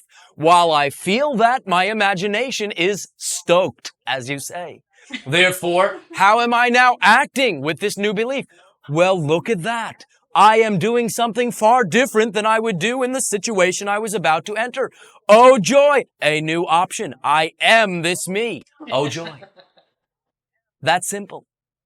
Can you do that? Yeah. May I rephrase that? You can do that, will you? Yeah. I just want to ask one other thing. All right. Is it the beliefs only, or are there specific occurrences that you have to, look at? Now, one belief is that there are specific occurrences that you need look at. But that is only a belief. Ultimately, foundationally speaking, it all boils down to the belief system. And when you change that and act as though you have changed and get the reflection of what has changed, any other thing that would behoove you to look at that is relevant to the new you in that situation will simply be obvious, and you will simply look at it and you will simply move on. So I really don't have to go back, don't have to look back at anything or remember anything, because I can discover what the beliefs are now. No, and interestingly enough, as you allow them to come to the surface, many times once acknowledge, not before. They are nebulous and slippery before you acknowledge them. But once acknowledge them, it is not uncommon to have what you call a flash recognition of a particular past. For once you acknowledge the belief, there may be the presenting to your consciousness of a particular scenario that is perceived was the cause of the installation of that belief. But whether or not that happens, you will get the same effect by acknowledging it, thanking it, and choosing the new belief. But there is no laid down process necessary. It is simply automatic once you have decided to be that you. Does that make sense? Yeah, perfect. Can you use that? Yes, thank you. Oh, thank you. Shutting. Elan. Male back there. Hi.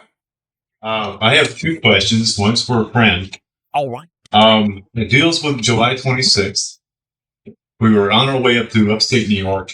It was supposed to be a 4-hour ride. It took us 6 because we kept getting lost. And she would like to know, what is the significance of riding all over New York? Perhaps you can say it was an elaborate example to provide to yourself that nothing is extraneous. And in judging that something is extraneous, you place your attention upon the negative aspect of what you perceive to be extraneous and can literally then perpetuate and prolong it.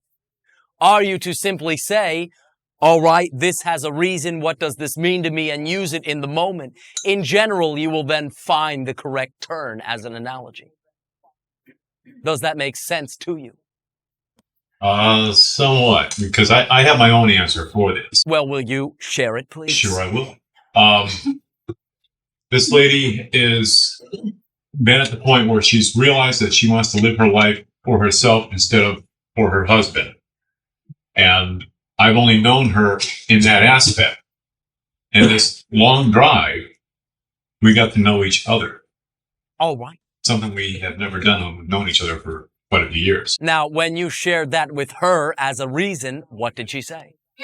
I didn't get a chance to do that. Oh, all right. Then that is not her reason yet. But again, you may, in that sense, point her to thinking why she believed that it was extraneous, why she believed something was happening to her from somewhere else. I thought it was just, she was wondering why it was taking so long. And why we kept making wrong turns. Or I kept making wrong turns because I was driving. You will find the frustration that you are speaking of is again in assuming that something is extraneous and that what is happening in the moment is not exactly that which will serve you. Oh, okay. So now you have two ideas to discuss with her. Thanks. Oh, thank you. The second one. I've been noticing lately when I've been just ready to fall asleep, I'm hearing the phone ring even though it actually isn't. It rings once and that's all I hear. Is somebody calling? Ace. Can I ask who? You can ask. Okay, I'm asking. All right. Next sharing. 1 moment. Do not mean to hang on cliff so finely. However, when you pick the phone up, say, who is there? Then tell me. All right. You sound a little nervous. Oh, no. Excited. All right. Then boldly accept the call. Hello. We assume you did not just hear it ring. But as you say, and I am using your slang purposely, good try. I'm heading in the right direction then. We thank you. And we thank you for lightening up. For that is, shall we say, the particular open response that will allow for the placing of the phone call without the reversal of the charges. And we thank you. Good night. Shutting. Elan. Female. Yes, thank you. And to you. Had a large triangular craft go over my house. And I went out underneath it, and I said, I know you, I love you, etc., etc. And I'd never seen that thing before to my knowledge. All right, if you say so. To my conscious knowledge. Now, recently, I've been having visitations at night. Now, before you proceed, can you describe what you would perceive to be the bottom of the craft? It was dark gray. It had red lights on it was equilateral triangle. It was about as big as a shopping center. It had blue, white, red, and green lights. And it had a response to me in that I said, if you can hear me, blink your lights. It blinked the light. I walked underneath it and I said, oh, I know you. You're the same one that knows Whitley Strieber. And I mean, I was like free-flowing and I don't know where this stuff is coming from. Well, by the way, in that particular instance, it may not have been the same race, but do proceed. Okay, great. So then I ran across the road and everybody was screaming, come back, Linda, you're going to beam up.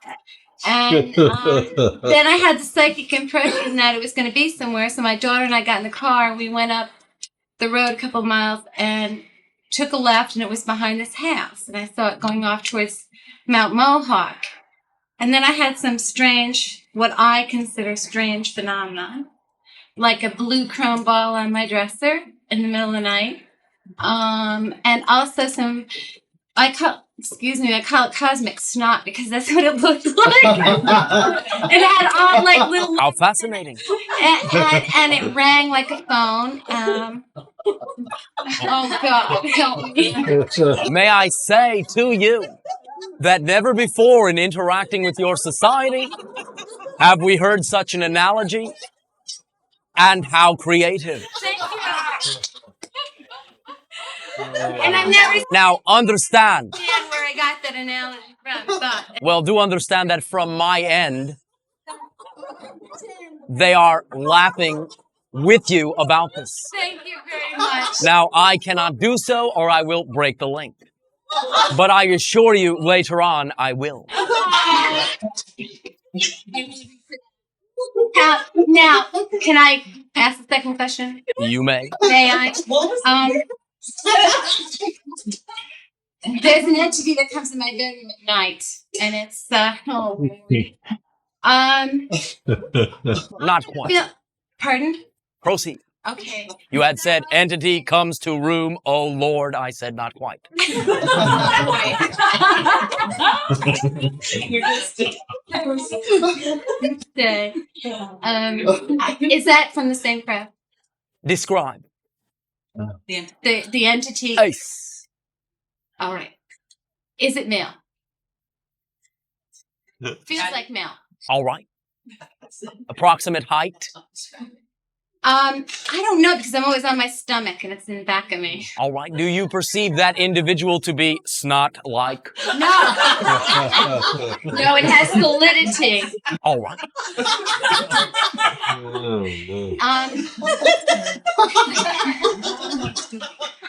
All right. I think it's taking eggs. Oh, Why do you think that? because it's having intercourse with me. All right. Okay. Now understand from, again, our perspective. All right. What you are perceiving as the energy Yeah. is, shall we say, slightly different from the craft sighting that you had had. They are two, shall we say, different ideas altogether.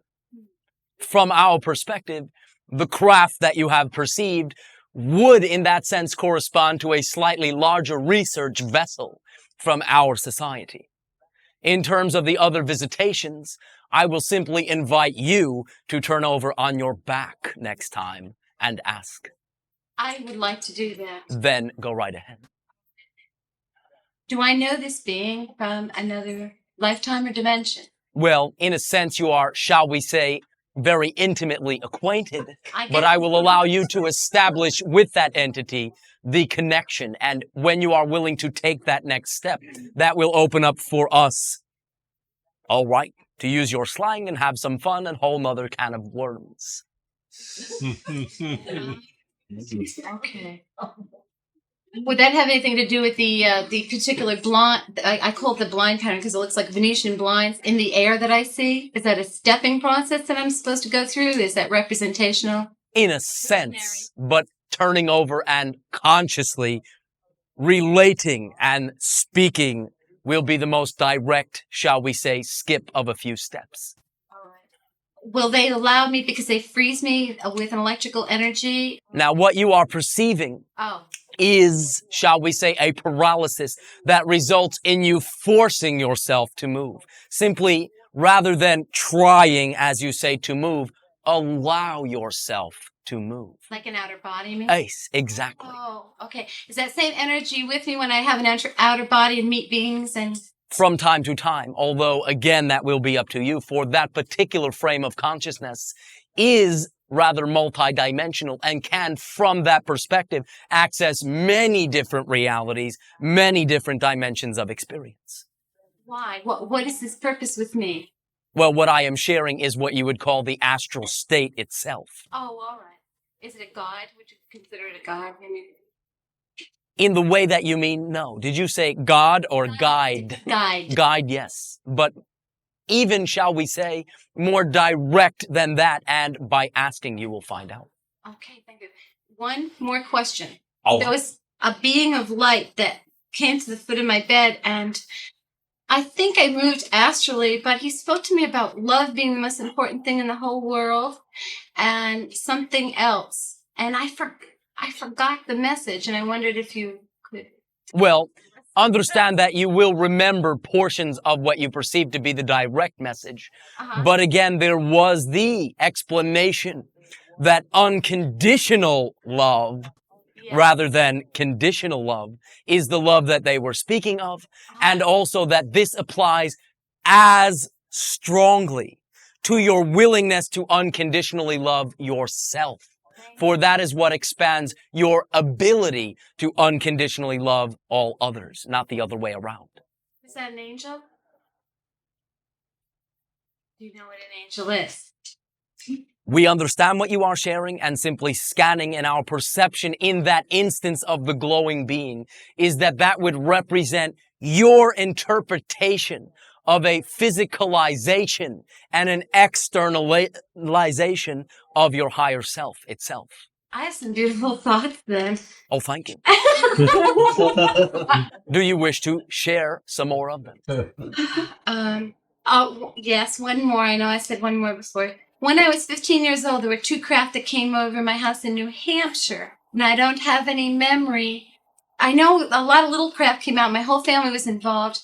All right, before you proceed, for we have enough information. Yeah. These craft relate more directly with what you are perceiving as your nighttime visitations and are distinctly separate from our triangular craft.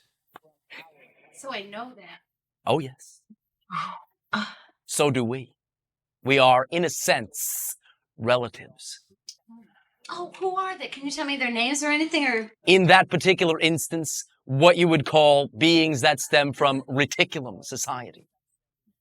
Zeta reticulum. the Yes. little gray guys? If you wish to call them that. They come in three At colors. least Streavers, so. Wait, there's the... It is similar, but do understand that what you are reading is an interpretation many times through fear. Oh, yeah. Therefore, the more quote-unquote negative aspects of what you are experiencing are but interpretations. It is not inherently in any way, shape, or form negative, and it is not intended from their end as negative. That relieves me so much because I don't want anything negative. Well, perhaps the emotional detachment from those beings can sometimes be interpreted by your society being that you are rather emotional. Yeah. As indifference. It is Like not. they mean, right? It is their form of direct communication. And shall we say, one moment, direct observance. Okay. We thank you. Thank you very much. Give him a kiss for me. By the way, when you say I must then contain some beautiful thoughts then, Yeah. we again remind you, you can only ever understand or appreciate something at all to begin with if you first contain it. So the moment you see or hear something and say, my, that is beautiful, that is your beauty. You could not perceive it or see it or make sense of it, lest you contain within you the analog. So that tells you that you have that within you. Therefore, you may rejoice and begin to use that to turn that unconditional love inward, for you contain it. Do we have 3 other children on other planets? We will not comment on the precise number, and will, for now, Okay. end this interaction. And we thank Thanks. you. Shutting. Teo. Greetings. Wonderful interacting with you in this format. As always, it is our joy to interact with all of you, dear ones. Thank you. Recently, I had the great privilege to listen to the Hopi elder, Thomas Banyanka, and to become a spirit brother of sorts with an Algonquin chief, Running Moose. I learned from Thomas that the Hopi have knocked on the doors of the House of Micah, the United Nations, now 4 times, and have not been permitted to speak to the peoples of the earth. Ace, but perhaps this is changing. This is what I was going to ask, is the Hopi themselves feel now as if there is only darkness ahead, purification and so forth. Now, some do, but some do not. and what perhaps will increase the chances of the interface will be the ones that actually believe in the positive outcome, unifying for a singular purpose of world peace. Reunifying, re-supporting each other, not outcasting any individual for being willing to function in that way. Unity is the key. I see. They are the Hopi. They represent the possibility for peace on earth. Yes, the Hopi means peaceful people. Yes. And they can, in that sense, shall we say, achieve, for lack of better terminology, that peace, but not by budging and matching what they perceive to be the warring mentality, only by maintaining their inner peace and embodying peace. Again, the hating of war is the vibration of war and hate itself. The loving of peace provides an alternative rather than, shall we say, another self-righteous party matching the warring mentality. So therefore, their willingness to shine as an example of peace, as an alternative living peace, will have an effect now in particular because of the transformational tendency within the mass consciousness of your society. This is the timing. Right. And there will split the earths, whereby one, perhaps you can say, earth will have the dark end, and the other that you are all upon will emerge, so to speak, into the light, or at least realize that it had never left the light. I see. I see. Is it possible that the House of Micah referred to in the prophecies is not strictly the United Nations, but the physical universe? And indeed, the Hopi message is being heard.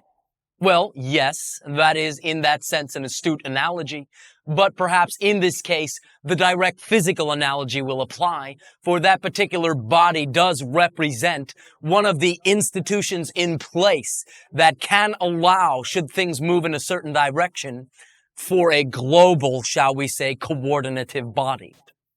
Yes. Well, one thing that the Hopi do not appear to know now is of the separation that is coming.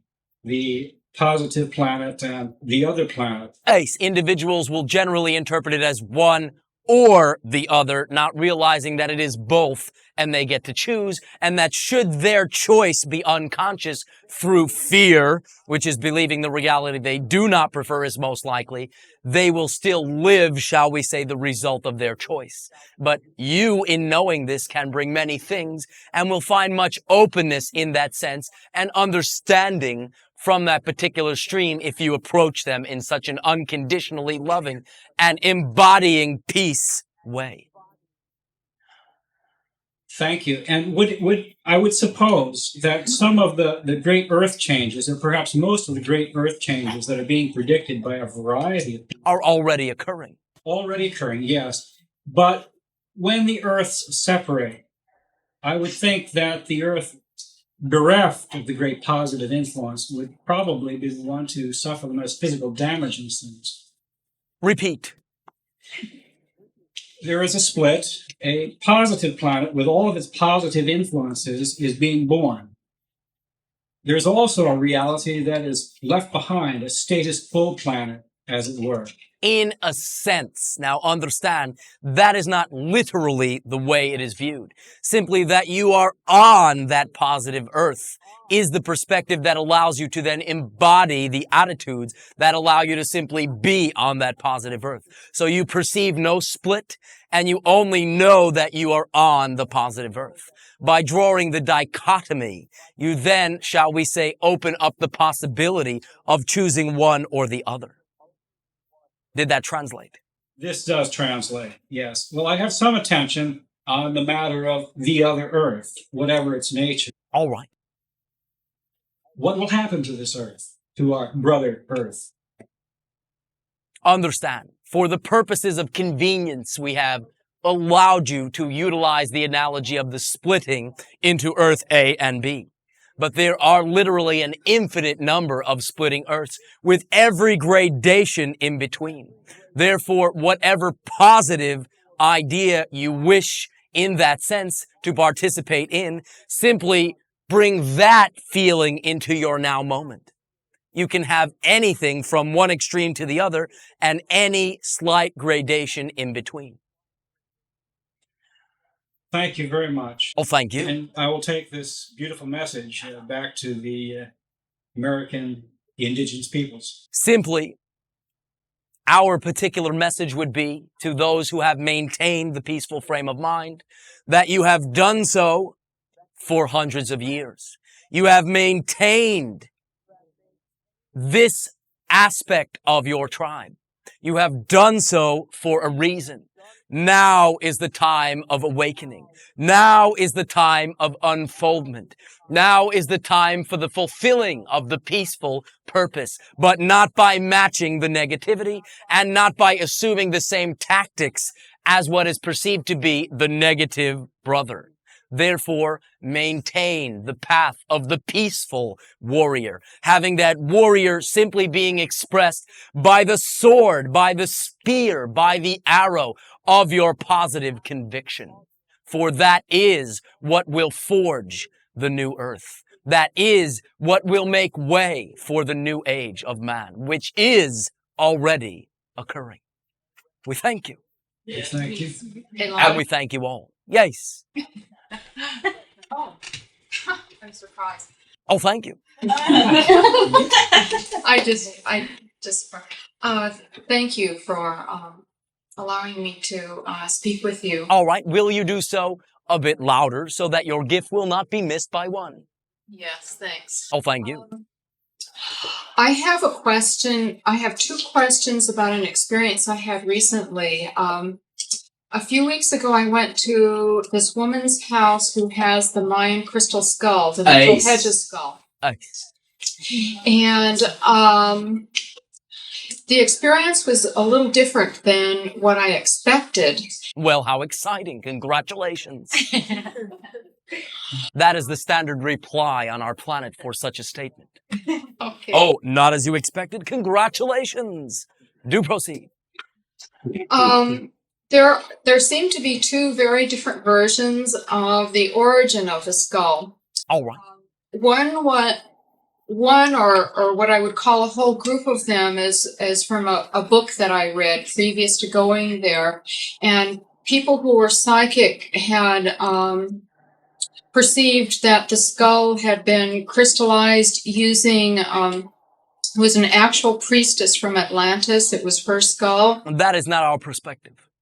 Okay, another perspective. It was artificially, shall we say, created by members of your society, utilizing, shall we say, lost, so to speak, technology, and created with the purpose of encoding the crystalline structure itself with particular ideas, which has occurred. It is a key, but it has upon it a safety valve, so to speak. Therefore, when looking into its eyes, if you are open and not fearful, it will reflect back to you certain things which may, in that sense, unfold over the course of time. But should you, in that sense, display any fear or hesitation, the safety valve, in a sense, cuts that off. Is the safety valve love? Well, again, the safety valve is just that because it is such a direct and strong mirror that should you, in a sense, approach it with fear, it, in a sense, will turn off. Love, in a sense, is the key that will integrate fear and allow it to function in its, shall we say, intended way. Is its purpose then to bring love and healing to us at this time? Would that be, from your perspective, like the encapsulation of its? That may be an effect from unlocking that portion within yourself. But in a sense, you can say that it is a storehouse of much information, including what you would label to be historical information of not only the Mayan culture, but Atlantis itself. Okay. And there, if I were to want to tap into that information, I would,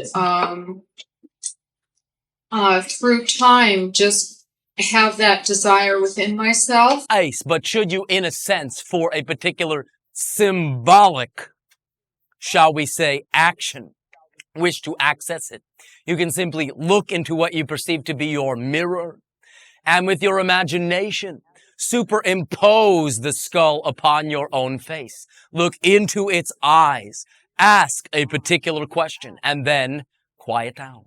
Listen for the answer.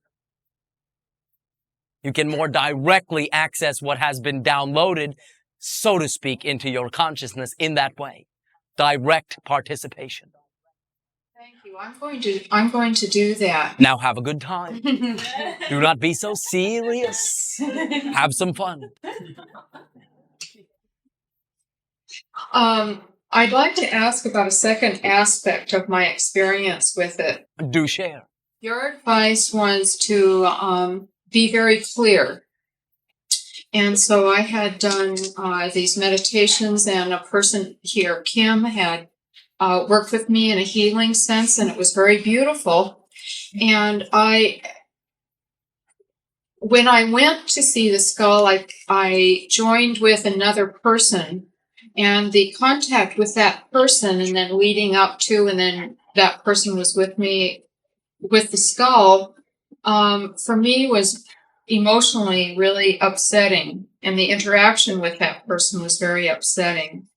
And so my initial feeling about the whole thing is that I had failed because I had gotten emotionally involved and was... Now, do you understand why you have felt the results of seeming to have failed? What happened, then I can utilize, in the sense of utilizing all my creations. And my guess is that I was in this situation because, in a sense, was this person showing me what not to be, and maybe what things that I had myself done in the past? Well, in a sense, what was the nature of what you labeled to be the upsetting emotion elicited from you? Okay, from my perspective, this person was really negative. I thought they were really abusive to me. And they were talking nonstop and invading my sense of myself and privacy. They were talking nonstop, at which you interpreted and allowed it to be an invasion, yes? Yes.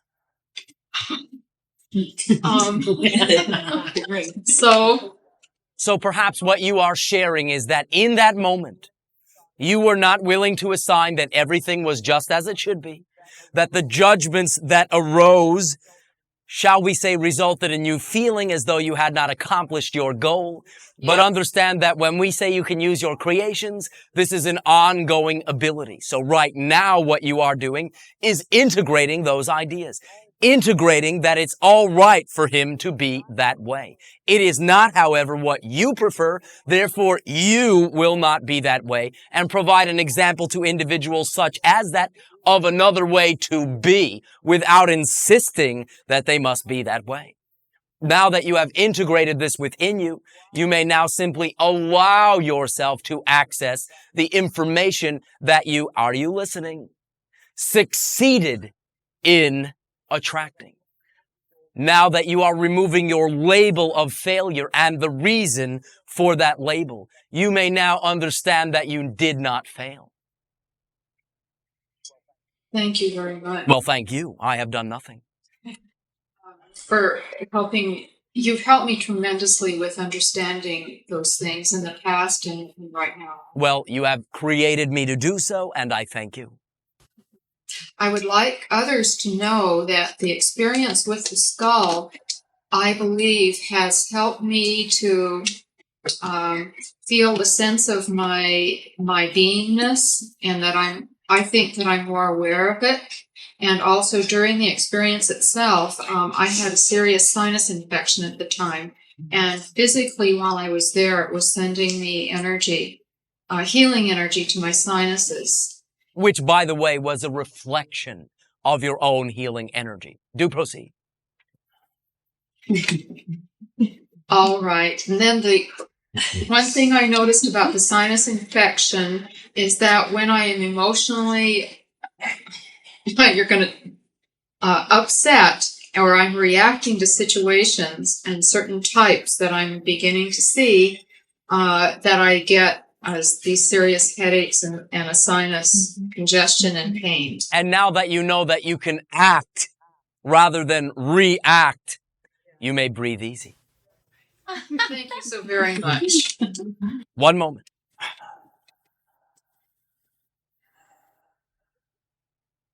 A suggestion. Now, anything that we ever share with you is only a suggestion. We do not insist that you do it, and you will be no less should you choose to do anything. Every option is equal. However, a suggestion. If it is even possible, call up that individual and thank him. For that will be the action that will acknowledge that you are using the creation that he has graced you with in a positive way, regardless of his intention. And again, perhaps that may leave him scratching his head, but it will show him an example, a living example alternative. 'Tis up to you. I would thank them for teaching me. Thank them for reflecting to you who they were and allowing you to make certain decisions about yourself that you have drawn service from interacting with them. Thank you. Elan. Female. And to you. I'd like to share with you that what you spoke about in the beginning of this interaction has been a tremendous service to me. There are a lot of questions now that I don't have to ask. Well, thank you. Do you know what questions are? Yeah, things I already know myself. They are answers that you have within you that you place outside of yourself for validation. So in not any longer having the question, you are simply willing to be responsible for validating the answers already within you. And we thank you. I have a sharing regarding July the 26th. All right. I did as you suggested and did what excited me in every given moment.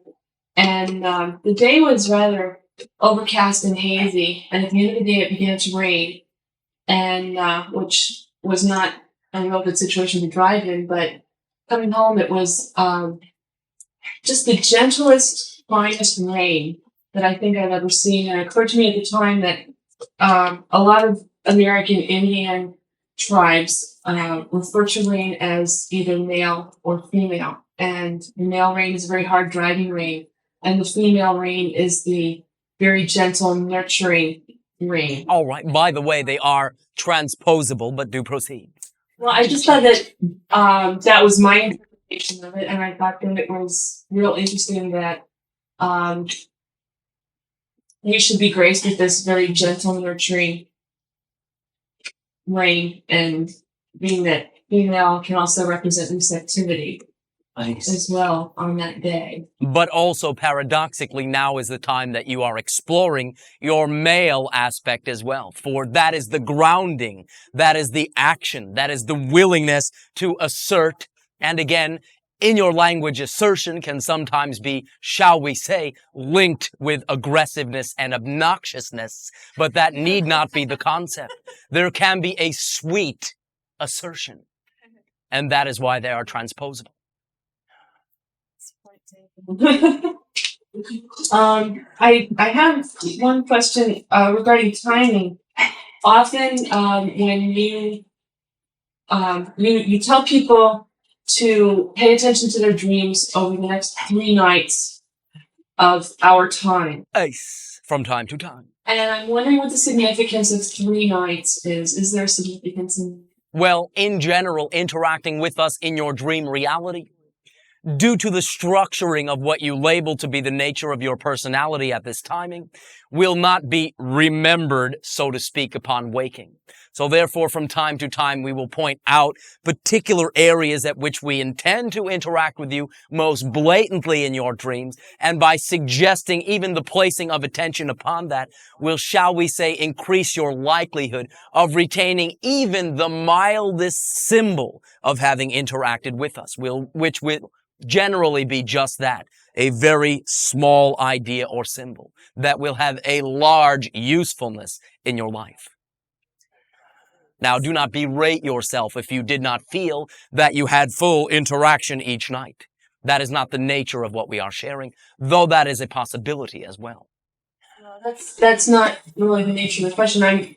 What I'm wondering is, what is the significance of 3 nights as opposed to 2 or 5 or something like that? That is simply, shall we say, the concentration of the amount of time when interacting in this way that we choose. We also are fond of the number. We find it to be a very stable number. The tripod, the stability, the positive and negative polarity with, shall we say, the base of the integration of the two is very stable. One other question. We had a continuing conflict on our planet in the area which used to be Yugoslavia. Provinces. In a previous interaction, a Bashar interaction during the Persian Gulf conflict, Bashar had said that conflict was the playing out of residual negativity on our planet, and that location was significant because it had been the location of an infusion of negative consciousness. In a sense, yes. Can you describe a little bit more fully what that infusion of negative consciousness? Now, we will be brief. One of the particular, shall we say, systems that we label Orion, in a sense, has had some interaction with your society, but not directly with craft. Well, that is another story, but not in general with craft. It is reincarnational, and in general, for the reasons of, quote unquote, escaping the negativity of a particular scenario within their own society. When, in that sense, reincarnating into your society, however, shall we say, they, in that sense, brought many of the tendencies they were, quote unquote, escaping from. Now, historically speaking, in that area is the coming of the, shall we say, destructive warrior, perhaps you can call him, that you have labeled Sargon. That, in a sense, historically speaking, will represent some of the earliest infusions of Orion consciousness onto your planet, and did occur in that particular area, which in a sense is symbolic of a sieve, of a crucible, to allow the concentration of many of these negative ideas to bubble out and in a sense siphon them off from other places on the planet.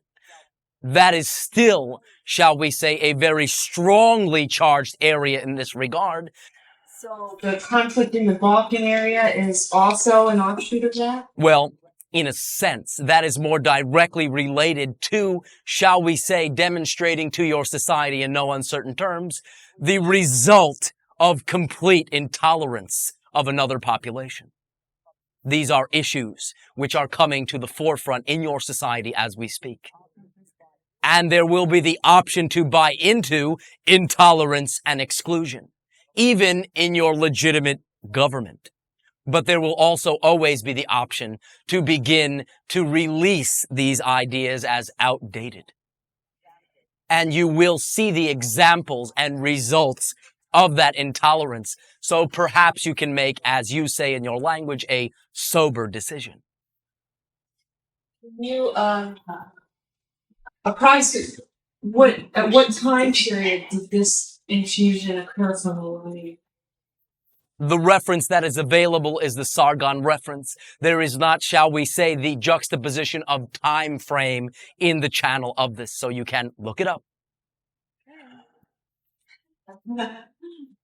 I'll do that. We thank you. At this timing, allow me to once again express to you all my and our unconditional love and appreciation for your willingness to continue to open up the doors that you consider to partition your consciousness. You are one whole, unbroken, homogeneous consciousness, even if you express that wholeness in fragments.